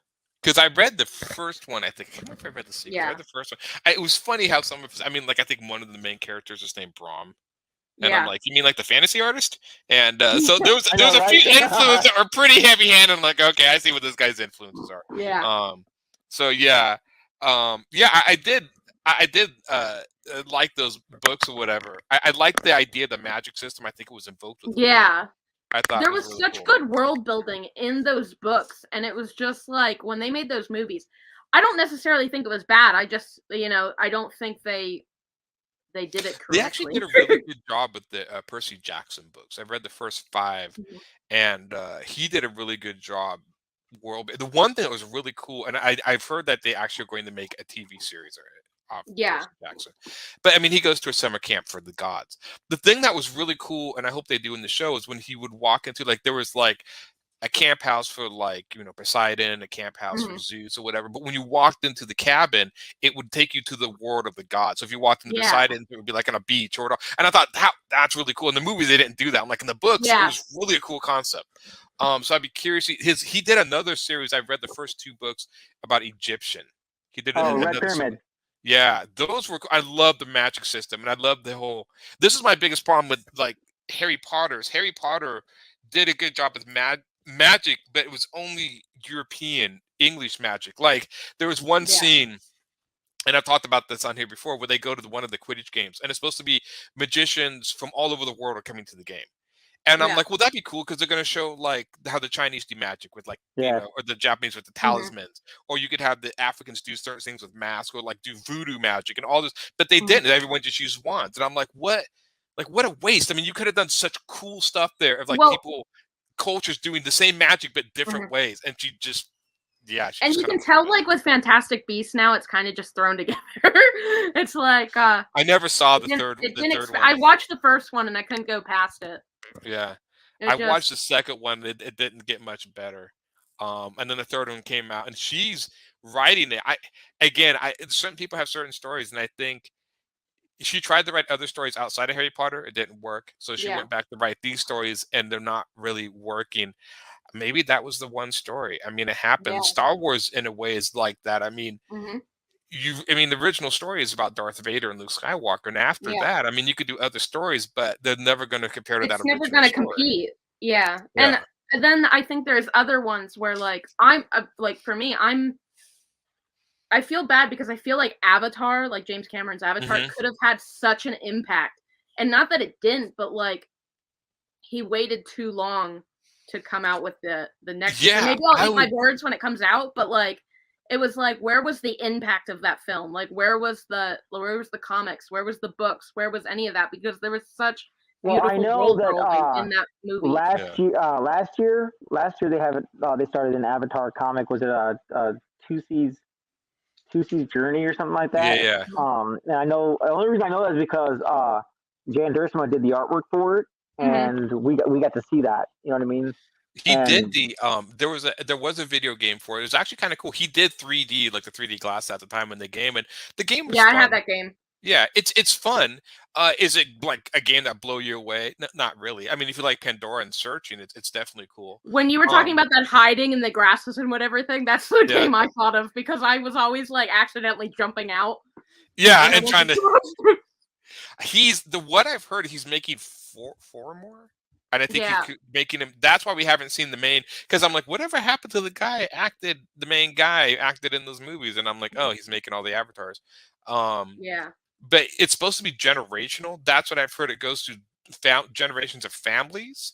Well, it was like the thing that I feel like, and again, I just love Star Wars, so I'm biased, but like I feel like George Lucas like knew like too much cake was a bad thing. So he was like, okay, I'll give you these movies and then I'll wait 20 years and give you 3 more and that sort of thing. It was a good spacing, but like those Avatar movies, I feel like, he set it for coming out again in I think it was like 2012. I think it's next. 2012, but it's next year. Yeah, and then it got postponed to 2015, and then it was like 2019, 2020, 2021. He kept adding to it. It was supposed to be 1 more, 3, and now it's 4 more. Yeah. Cameron, I mean, personally, James Cameron right now he's got enough money. Does he need to make money from these movies? No, he doesn't. He can do whatever he wants. He's securing his children's inheritance. Come on, man. And but he doesn't need to do anything. You're lucky we don't get a Titanic part 2. I know, they've raised the boat up. The second sinking. The second sinking. Maybe Jack can get on the boat or on the door this time. I know. I never did. A lot of people say like there was room enough for all of them for him to get on that or whatever. Yeah, I don't know. But somebody had to die. My wife and I have a different logic on that because we like musicals, right? So we watch one of our favorite musicals is Phantom of the Opera, and everyone's like, "Oh, it's so romantic and whatnot," and we're like, "No, Christine is a jerk. Like she is rude. She is snobby. Like, what do you mean? Like, listen, she was all about the Phantom because he was bohemian, he was musical, he was like passion and whatnot, and then here comes a guy with money and she ditched him. I'm just saying I feel the same way about what's her name from Titanic. Like she could have had room to do whatever, but she's like, oh no, this guy's poor and I'm gonna go to America and make sure I got secure everything with money. I'm out. Bye, guy. Like, I'll never let you go. Bloop, bloop, bloop, bloop, bloop, bloop, bloop. Yeah, no kidding. I know. She's like, I never. It's been fun. See ya. Right? I'll never let you go.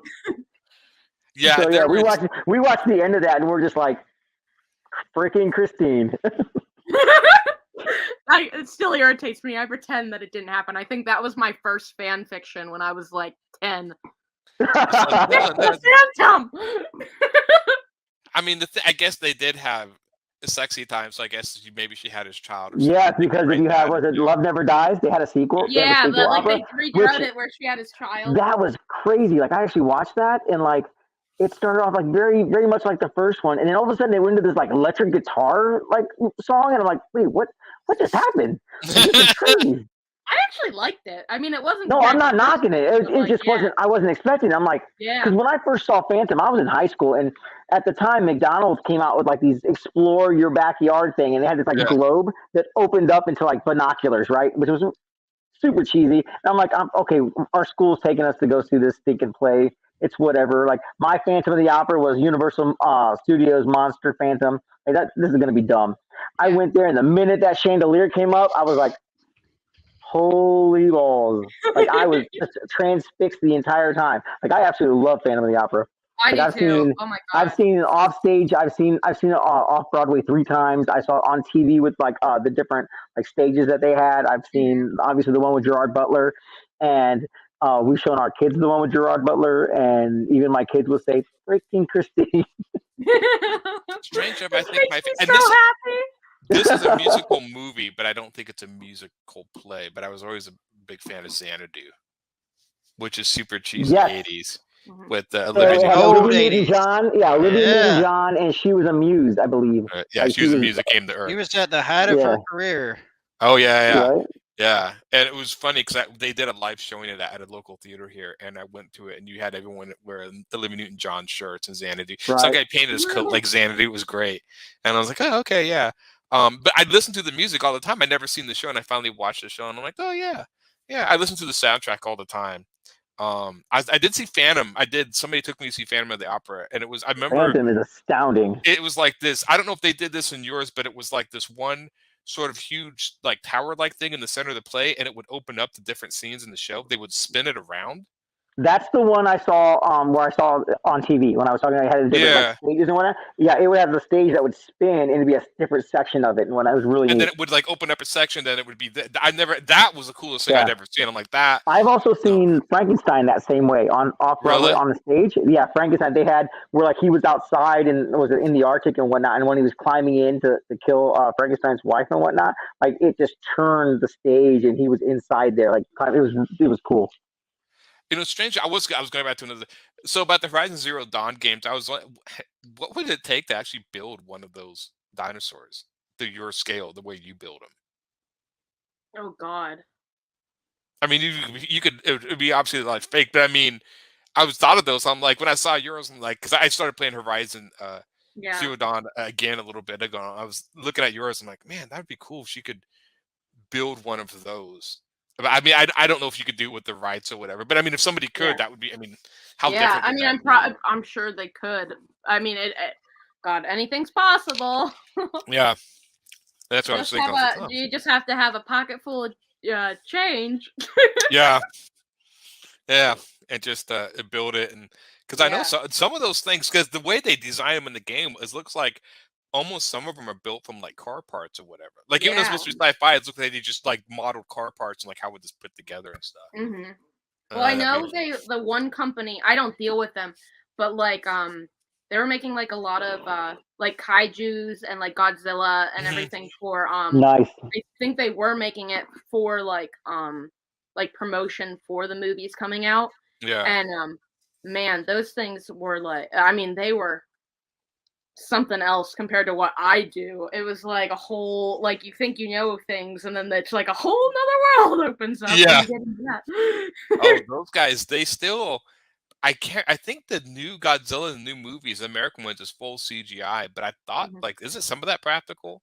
I know Jurassic Park, they still use practical effects along with. Like, I think a lot of the times what they're trying to do, is like, from what I understand, any close-up shots they're trying to do like either puppeteer work or animatronics or anything like that, because you know things are getting so like TVs are HD and 4K and the eye is starting to be able to pick up what's CGI versus that, so it's easier to tell with the like at a distance that like, oh, it's like that could be real, where it's close up you can tell if it's fake.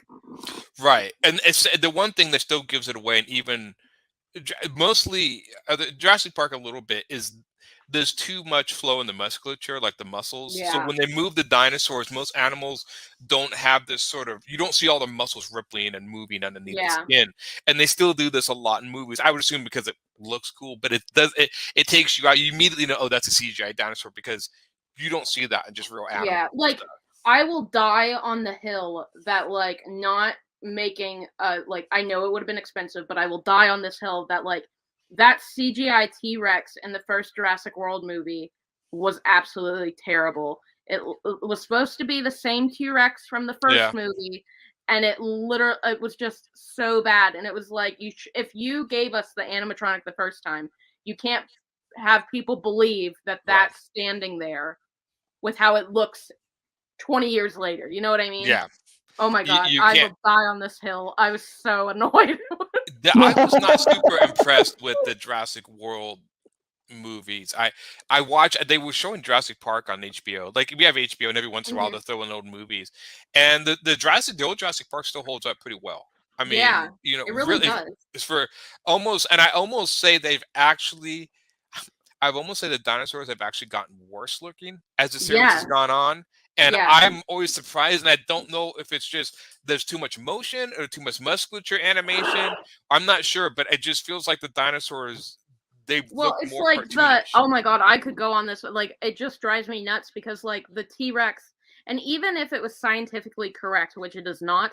Oh, like, Jurassic Park is not scientifically correct at like, all. Like, I meant like the jaw, like if you look at the T-Rex, how it roars in the first Jurassic World and onwards, the jaw opens to an extreme amount, which it never opened to before. So it just looks wrong compared to what was programmed in our minds. And it's like, why would you do 3 movies of having it like this and then change it over to this and think it would be okay? Because people just think it's cool. As dumb as it is, I think it should get a bunch of executives and then it's just like, well, that looks cool. So who cares about science? Let's do once that. I get in there, let me tell you, I'm bringing a dinosaur in and going, this is how a jaw opens. Yeah, and this is like it's that and the I mean, they still have yet to put feathers on them, which, I mean, the first Jurassic Park, that was still a theory. I understand as time went on, but the new movies, I guess you just have to realize they're mutant dinosaurs, but like just the feathers and stuff.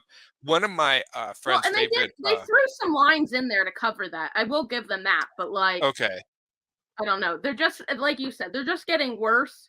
And it's because, like, honestly, it's because CGI is cheaper than building a bunch of animatronic puppets.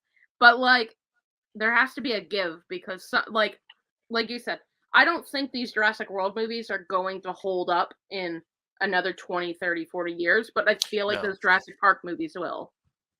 I think the Jurassic Park ones, they knew when to pull back. The Jurassic Worlds are just gone. Now they have like mutant variation dinosaurs and things like that. That I just, I've never. I mean, you don't have to be super, I guess, scientifically accurate. Of course, you know, my friend's favorite paleontologist is Gregory Paul, and Gregory Paul's written a few books on, like, I think he wrote one on herbivores and then one on carnivores, but like certain, and he does paintings, but he'll actually, Gregory Paul will do dinosaur paintings. He used to, and I don't know what, like, if he does it anymore, but he used to. And if you actually ever go look at his paintings of dinosaurs, they're fantastic. But since he was a paleontologist, he tried to make it as accurate as possible. My friend Tom loves his paintings. So every time we see Jurassic Park, he's like, that's not like Gregory Paul's. Gregory Paul was the other one that started painting a lot of different colors on him. Instead of brown, he'd paint like whites and yellows and blues, and thinking like these animals would look like or whatever. Very interesting. I feel like another thing, and this isn't just with the dinosaurs, this is just like, you know, in mainstream, like, people are so worried about now, instead of like the storylines and so on and so forth, and letting writers just do a storyline, it's like, oh, well, we need to focus on a copyright, and we need to focus on toys, and we need to do all this. And like, for example, for the Jurassic Park and Jurassic World series, like, for my company, I can't be associated with like Jurassic anything, or the word Jurassic, sure, but not like not the property of Jurassic, not the series. However, like, because they did hybrids, they don't own dinosaurs, so I'm in the safe for doing dinosaurs. But like, if I wanted to do like a Indoraptor, I don't even know what it is. Indoraptor.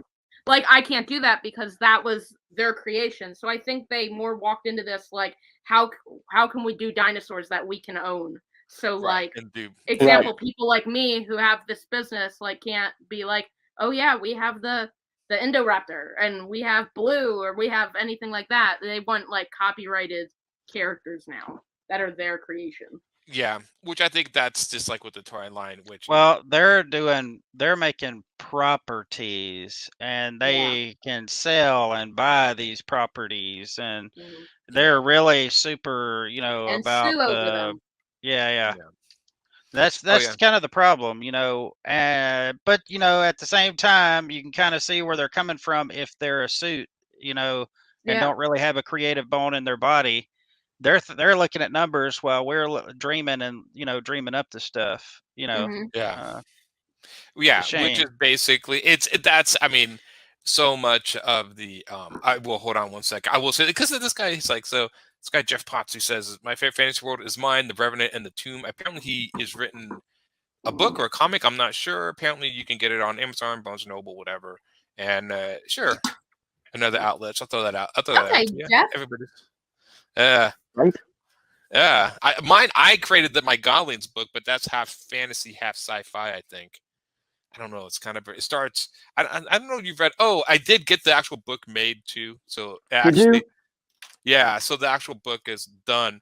I have to reformat it a little bit. Apparently, some of the pages got cut off, so I'm going back and redoing that. But the book is done. But it's kind of like starts sci-fi and then goes fantasy. That's cool. Yeah. So my favorite fantasy world is mine. Mackenzie's, I think, would be her comic, obviously. Yeah, obviously. I mean, do you have a name for your world? Yeah, well, like the country that they're in is Erisea. Okay. But like that's as far as we know so far. Well, if there's no reason to know anymore, then there's no reason. Right. Well, the enemy is from lands unknown. Oh, okay. That was a Darkspawn because I actually, or something like that. Yeah, I remember reading your pitch. I almost chose yours, but I went with the obsoletes. Because I haven't done sci. Godlings is kind of a fantasy. I'm like, I want to do sci-fi, so I went with the obsoletes. Oh, so you were the first one that said no. Yeah, because I was a toss between you. Now I know.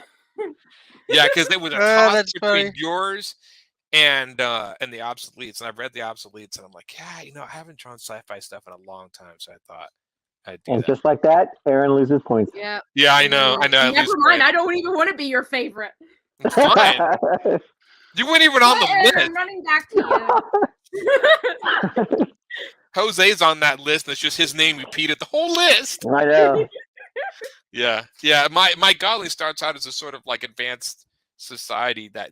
I mean, the thing that, and it's not too much a spoiler, there are these beings that basically develop the ability to control matter at a molecular level, and the universe is dying.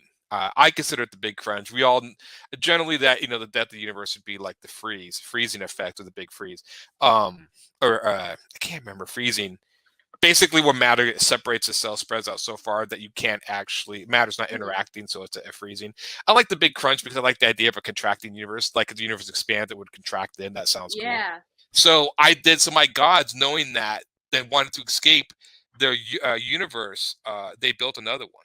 They built another universe to escape into, and that's how my gods. So they're gods not like you would think. They're gods that they made their own universe to They're escape. like self-made gods. Yeah, basically, they're so advanced they would be gods to us. So, Jeff Potts says his stuff. It's a book. It's a novella. That's cool. Yeah. Cool, Jeff. Yeah. Where's the link, Jeff? Where's my free copy? Right. Free copy. That's right. Where's my free copy? You got to give it to me. Yeah. It's funny. The other thing is, so do you guys read a lot of fantasy comics? Because somebody else asked this the other day. I watched a YouTube video where they used to make a lot of fantasy comic books. Which still surprises me that I actually picked up 2 Conans the other day, but I haven't read them yet. Are they Dark Horse or are they Marvel? Marvel. Yeah. I picked them up just to check them out, just to see what there is to them. But one of the ones I want to pick up. Yeah, one of the ones I want to pick up is the Sumerian, which is basically supposed to be Conan as well, but like obviously Marvel has Conan copyright or license. I mean. So somebody was like, I'm going to write stories about Conan. And I don't know the premise behind it other than the fact that it went against Marvel. So now I kind of want to read it. Oh, really? Like the big dogs, right? That's a rebellious nature of me. Well, I my favorite, because I've read a lot of the Conan books, and then Dark Horse got a hold of Conan. And if you ever get a chance to find the old Conan books, so what they actually tried to do is Conan was kind of written out of order. The stories are written in various parts of his life because he would just write them. They adapted all the stories from the books and tried to put them in what they feel was chronological order of his life. And so I have all the Dark Horse books, and they're fantastic. All of them are great. And in fact, I think Marvel republished them, which always irritates me. It's like Conan by Marvel's like, that's published by Dark Horse. That's not Marvel. I know that trick. I'm not doing. Same with the aliens. Look at all the Marvel alien books. No, that's all Dark Horse. Don't even give me that.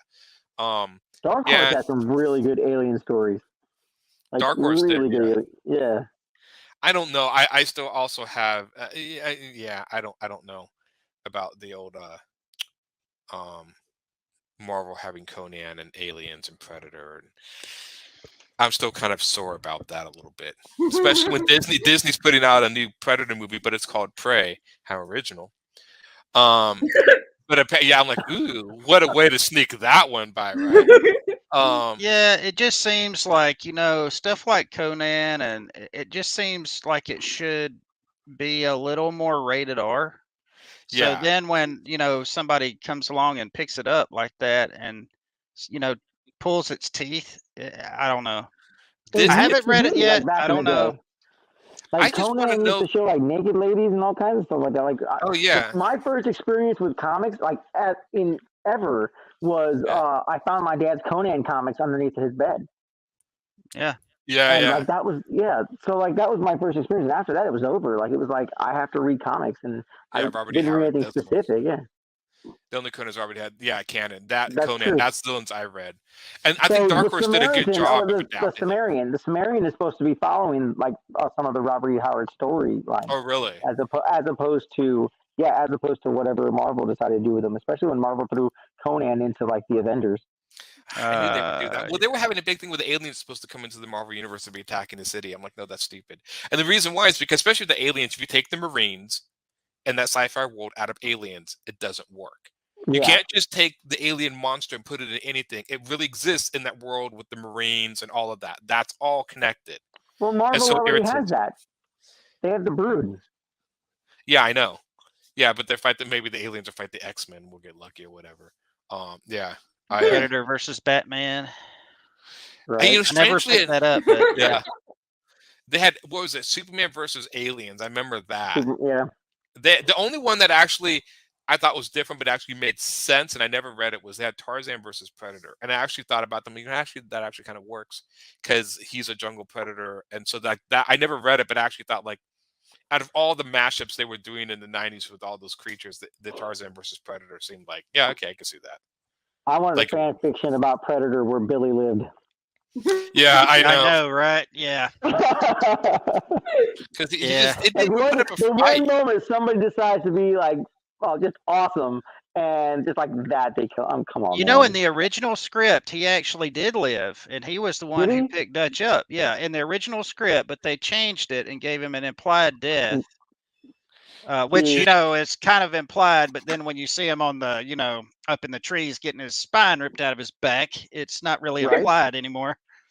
I do remember the making of that show is interesting because it was all these alpha males, but I do remember like the guy who played Billy, I don't remember his name, actually had to have like a handler or something, like an agent or something around him because he was a little volatile to the other, like he could be volatile to other actors or whatever. And I never could tell, like, was he really, or was that just show or whatever? So I sometimes wonder if they cut that scene or whatever because they were like, we don't want to put up with this guy anymore. I don't know. You wonder. And maybe that happens. Oh, yeah. The first time I saw him was in 48 Hours with Nick Nolte and Eddie Murphy. Yep, he was in the bar. Yeah, he was. I think he was. His character's name was Billy in there. Yeah, and there were Billy Bear. I think his name. Yep, was. Billy Bear. Yep, and Gans. Yeah. Sorry, the different idea that the movie production companies can steal. Yeah, I think they're tapped out too. The Predator, the movie one called Prey. If they do it right, it actually sounds kind of cool. Apparently, it's coming to Hulu, and it's about a predator that hunts a Comanche warrior in the 17th century, and it's a woman, a Comanche warrior woman. I'm like, okay, well, evidently, I could be down with that. That sounds cool, but I've heard they're going to give her magic, so she's going to be able to use Comanche magic or whatever. I'm like, no, in the book that came from the movie, the book was being made before the movie was put out. there's a lot of differences, and one of the differences is that Billy is actually a member of a tribe that actually used to have warriors, a sect of warriors or shamans or whatever, that would fight the predators. And so that's why he has this bag and this sixth sense about the predators. That's interesting. That's cool. So you should look up on YouTube. There's a guy who talks about the book, and there's a lot of interesting differences between the book and the movie, but it goes farther back into his lore, and he actually had a really big part of the original story that was given, but of course it got chopped off as changes were made.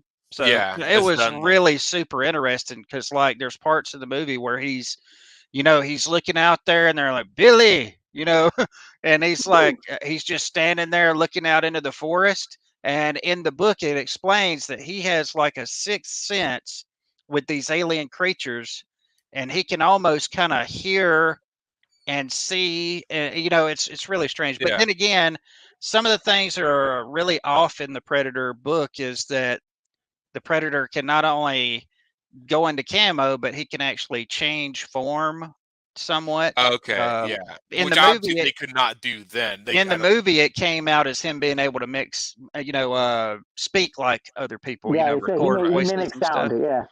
Yeah, but anyway, I suggest going over and watching that on YouTube about the Predator. The new movie to that. Yeah, I'll have to check that out. Because I haven't heard about that stuff. I know the original, the very first concept art of the Predator, he was more like in a spacesuit. And it was very different looking. Actually really cool, but you could see the design like practically at that time. I don't think they could have done that well in the movie. I don't think it would have been able to pull it off. Now you can. Well, in the movie it ended up, of course, we know that, the Predator, they come here to hunt and all that, but in the book, he is like, they're like scientists, and they go around and they catalog things, and they can actually take control of like lesser animals, like birds and stuff like that. But humans, they cannot, because humans are sentient and they're intelligent like the predators. I still almost kind of like, that's an interesting idea. I think I've always liked the idea of the big game hunter. I think that was, the idea of a scientist. I think that one. There was a lot of stuff in the book that's just a little, glad they didn't go with that. Yeah. But yeah, the idea that he's just like a big game hunter, that to me was just, it's a simple concept, and it's just a really effective one. But yeah, if they do the magic in the Prey movie where she's like doing prayers or something, or like, that's fine. Just don't have her doing stuff like they did in the Mulan remake, where they had her like spinning through the air and jumping off walls. And I watched bits and pieces of that Mulan. I haven't seen that yet, but from everything I've seen, why throw in a witch and not put freaking the dragon in there? That didn't make Mushu. Yeah. I think they wanted to go to the culture, but you missed what made that film right. Right. Right. The original film. Yeah.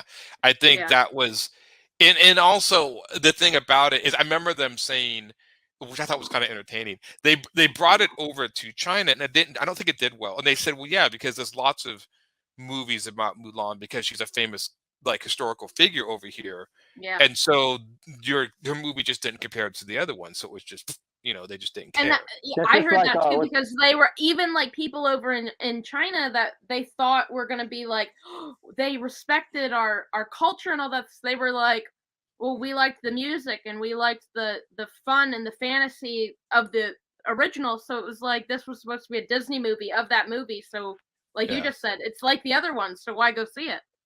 Right. Exactly. And so they just never they just never did. Yeah. And I think they tapped in. I remember watching a little bit. I watched bits and pieces of the movie I saw, and it just always felt like, well, it's this historical thing, but then there's like she's flipping around and she could and they said, well, she could focus her chi, and I'm like, that the one thing is like, the chi thing is actually a real thing. So, but don't be like, well, yeah, but if you could focus chi, you could run on air and stuff like that. Yeah, but that's just them using it in, like the way they do in the movies, like using it in Crouching Tiger, Hidden Dragon. It's just a dramatic thing. You know what I mean? They're not doing it to like bring attention to that like Eastern like religion and culture and whatnot. They're doing it as an excuse to be able to do what they want to do. I always took a lot of the film. Oh, sorry, I didn't mean to interrupt. No, that's fine. I was just gonna say, I feel like, especially for Disney doing these remakes and going that past with like that film, but there's also multiple other ones that kind of come to mind. Like I feel like Aladdin was a good mix of it that they did, but I feel like they did Cinderella and it kind of went to their heads, and then they were like, right. How do we grab this person? How do we grab that person? And then they really should have just stuck to the story. They've expanded it. That's so weird about some of these remakes at Disney. They'll take these old movies and they expand it, add another. I remember we saw the Beauty and the Beast, which I look, CGI is just not there for a love story. I mean, every time you see her looking at the beast, it's like she's looking at a tennis ball on a stick or something. But I like that the rest of the house and whatnot was animated CGI and whatnot. I actually thought that was pretty cool. Like, I mean, some of it was kind of the addition of like the plague and all that was like really needed. Yeah, there was a lot of stuff in there, and Disney's been like, we add more. Like, you don't need to add more to these movies. Mulan was another one. Like, we'll get into the political stuff. Why like, no, you just don't. Yeah. I mean, because in the original cartoon, they never really. The Huns are attacking. You got to stop the Huns. Yeah. That was it. Right. There was a reason they were timeless, and you just made them not timeless. Yeah. Right. It was out there. The funny sci-fi movie was with Vikings Outlander, which that sounds really familiar. What year was that made? Oh yeah, I remember that because he was in space. Was it in space? Okay. Yeah. I know there's a new Viking movie that just came out that I'd be curious. No. You have to watch it. Like it's interesting. I feel like I've seen it, but I can't remember like the details on top of my head. But I'm pretty sure I've seen it. Yeah, because I thought too, like the Outlander TV show. So to talk, I'm like, but that don't have Vikings in it. That takes place a little past the Viking. You're like, no, that just has a Scotsman in it. Scotsman, right? Yeah. Which let's be honest. I mean, it's like, so what is the most common like masculine male in all the romance books? Like the Scotsman. And so, like, would you mean of Outlander, like a Scotsman? I'm like, really? I love that show. No, I watched bits and pieces of it, and it's really well done. It still blows my mind that guy was the guy who did Battlestar Galactica. Yeah, same guy. He created both. Yeah, so the movie came out in 2008. I feel like I've seen this. I'll have to check this out, but I think I have seen that in Vikings in Space. I mean, that's an easy win. Yeah, Outlander is. I think they're finally ending the series in the next season, but she goes the books. I know I have my mother likes Outlander. Wait, you just ruined my whole day if you just broke that to me. That's what I heard. That's what they were saying, that the next one he says Outlander the movie is no way related to. Oh yeah, I know. No. Yeah. But yeah, the Scotsman Vikings. Okay. But I don't know. I just know like she just came out with a new book, and I was like, oh, is she gonna like? I thought they were gonna do each series to match the books, but maybe they're not. That's what I would think. I mean, that's always the plan, right? I'm sure that's always the plan when they do that. But just maybe interest fell or whatever. If that's the case, that has a really good following. Like, so I don't know. We'll see. We'll see. The thing is, I think Outlander is incredibly well done for what I've seen of it. I wish you would explain a little more on the time travel aspect. That's the only thing that always kind of gets me about that show. It's very historical, but the time travel stuff just kind of seems to be there. I think it's better done in the books. Yeah.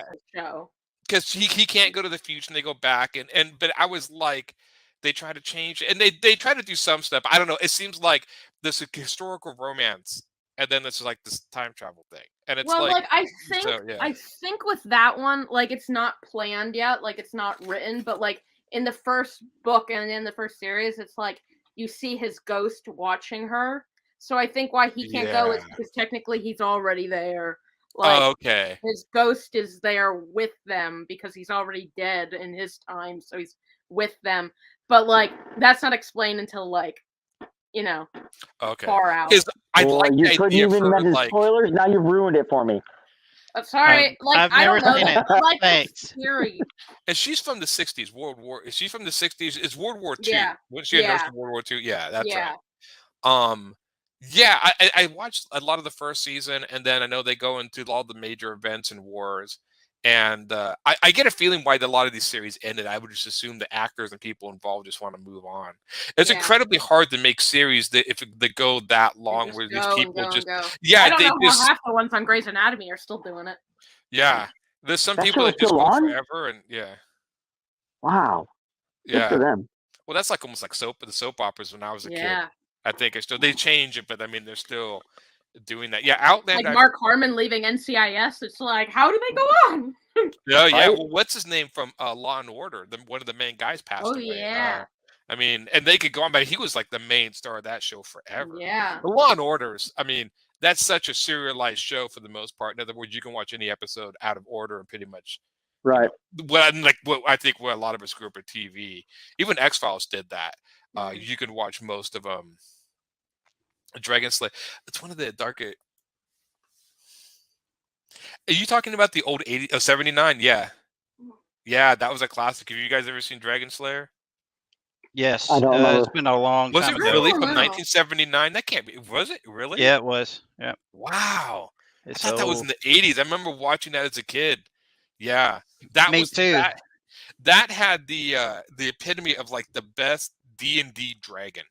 Like that dragon in that show was like what all the D&D dragons look like. It was like, and the dragon still holds up. I mean, it's one of those ones being 79 when they did the dragon effects. They still work. If that's really the same one I'm thinking about, the guy with the curly hair who's going out. Yeah. Yeah, whenever that dragon goes to crawling around, and the way he's crawling, it looks like you would think a dragon would look, as moving around across the ground.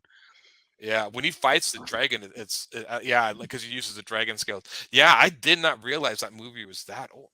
I believe he's right, but I'm just like, wow. Well, there's a lot of movies. Things went slower back then, though. Yeah. I mean, I remember when a movie would come out at the theater, and you had to wait about 3 to 5 months for it to ever come out on DVD, and then when you did, then you couldn't get it because everybody would have it rented out. No, wait a minute. Okay, I'm gonna have to. And that's in the 90s. Now, this Dragon Slayer one says it was made in 1981. Maybe we're not talking about the same movie now. Well, there's a couple of movies that are. That's the reason why I said if it's the one I'm thinking about, because there's a couple of them that they're a lot the same, but there's a few. Of course, they're different movies. One of them is where this guy has like this 3-bladed sword. What was that? Do you know what I'm talking about? You guys have lost me. You go ahead. Anyway, I will. You want to talk about Peach Dragon? Come get me. Yeah, it was 1981. But I mean, that's really close. I mean, 79 to 81, you're talking a few years different. Still, that's really old and it still holds up.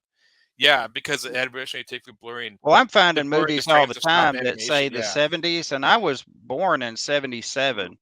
Yet there's movies that I was watching, that were from 76, and I didn't see them till 82, and it was like a new movie. Well, Aliens was made in 79. Yeah, see, like that one, that one. I never would have thought that would, because when I saw it, it was like, still people were talking about it, Yeah. I didn't realize I was older than Quentin. Yeah, you are. I knew that. Wow. I could tell that just by looking at you. That? Wow, thanks, guys. I'm trying to think who is the oldest. Well, you're not that much older. You're what, 76? Not me. 75. Okay. Not you.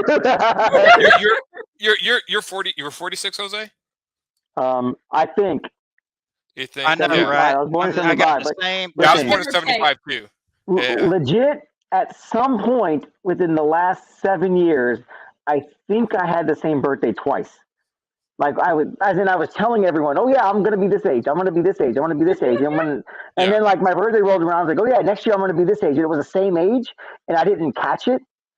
And I had to have my wife told me, she's like, no, dude, you're gonna be like 46, I think, this year. I'm like, really?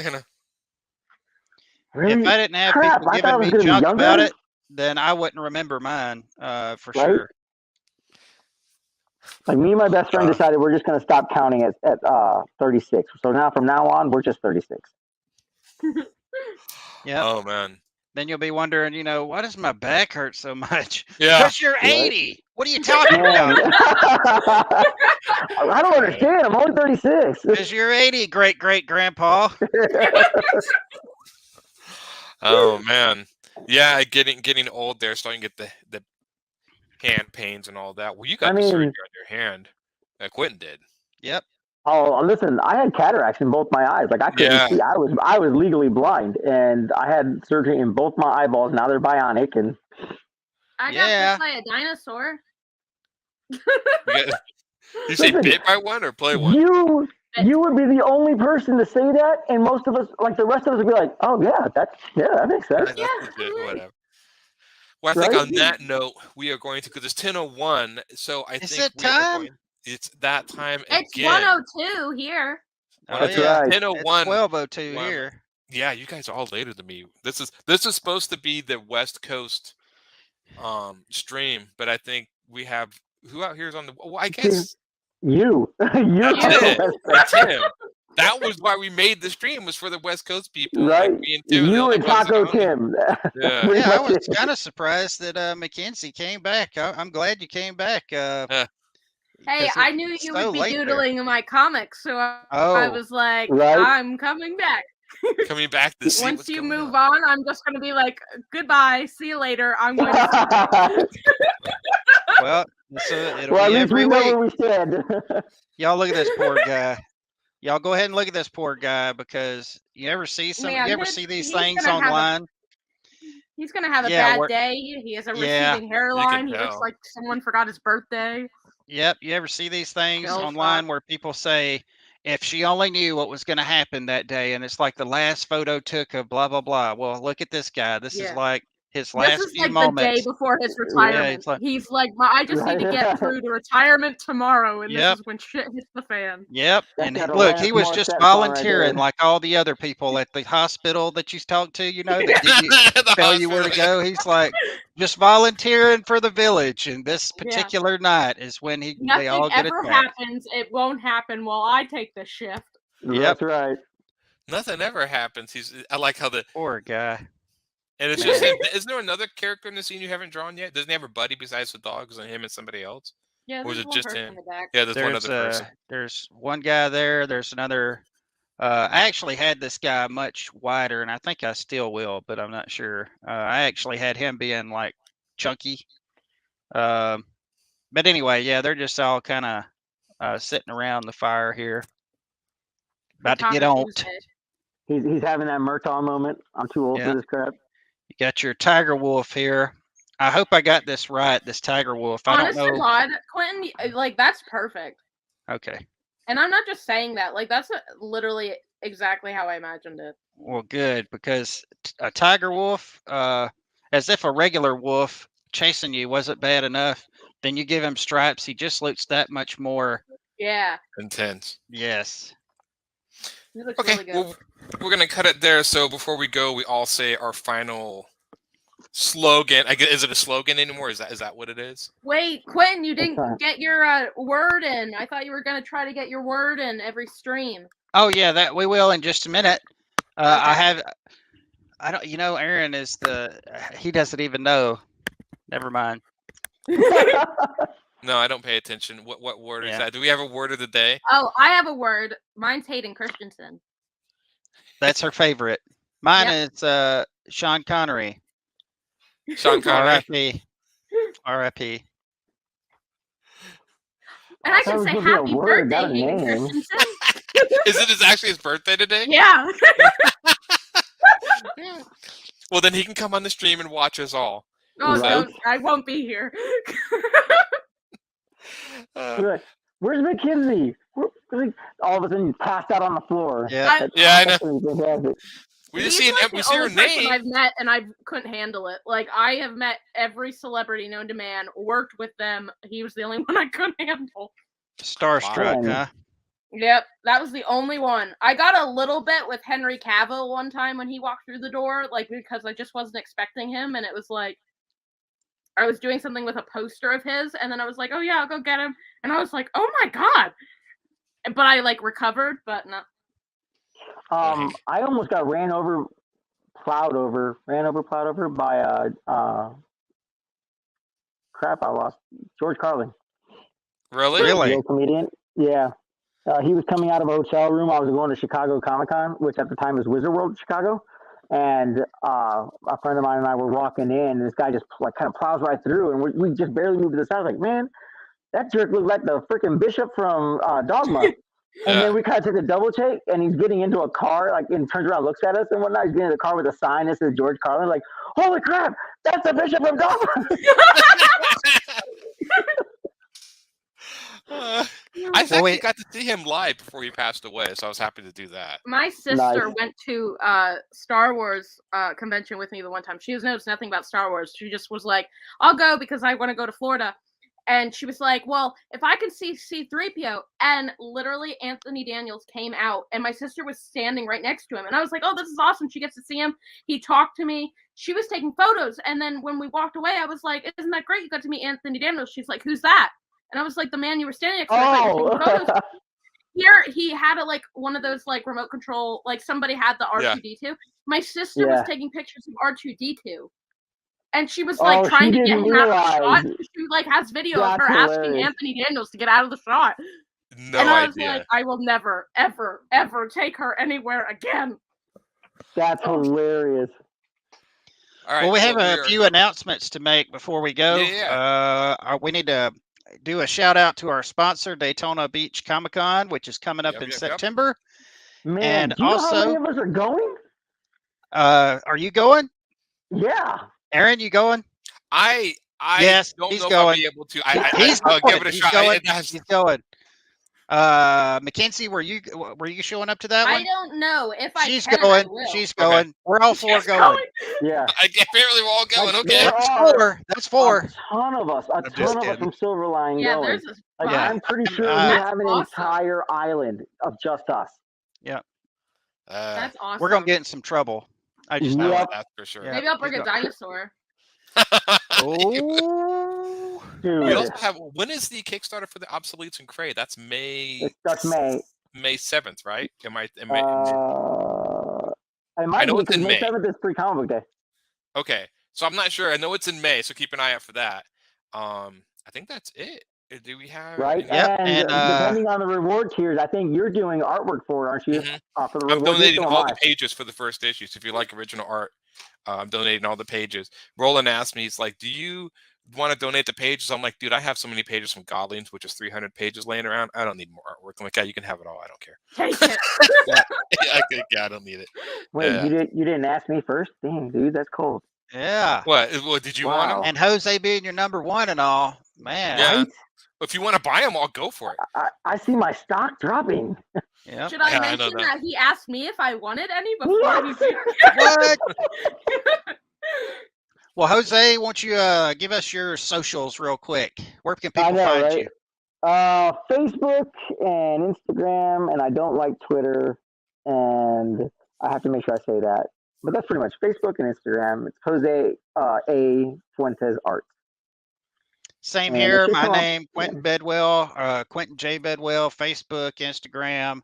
I have DeviantArt and all these other things. But yeah, that's where you can find me. Just Quentin J. Bedwell. You can look it up online. You can Google it or go on Facebook or Instagram, and I'll be there.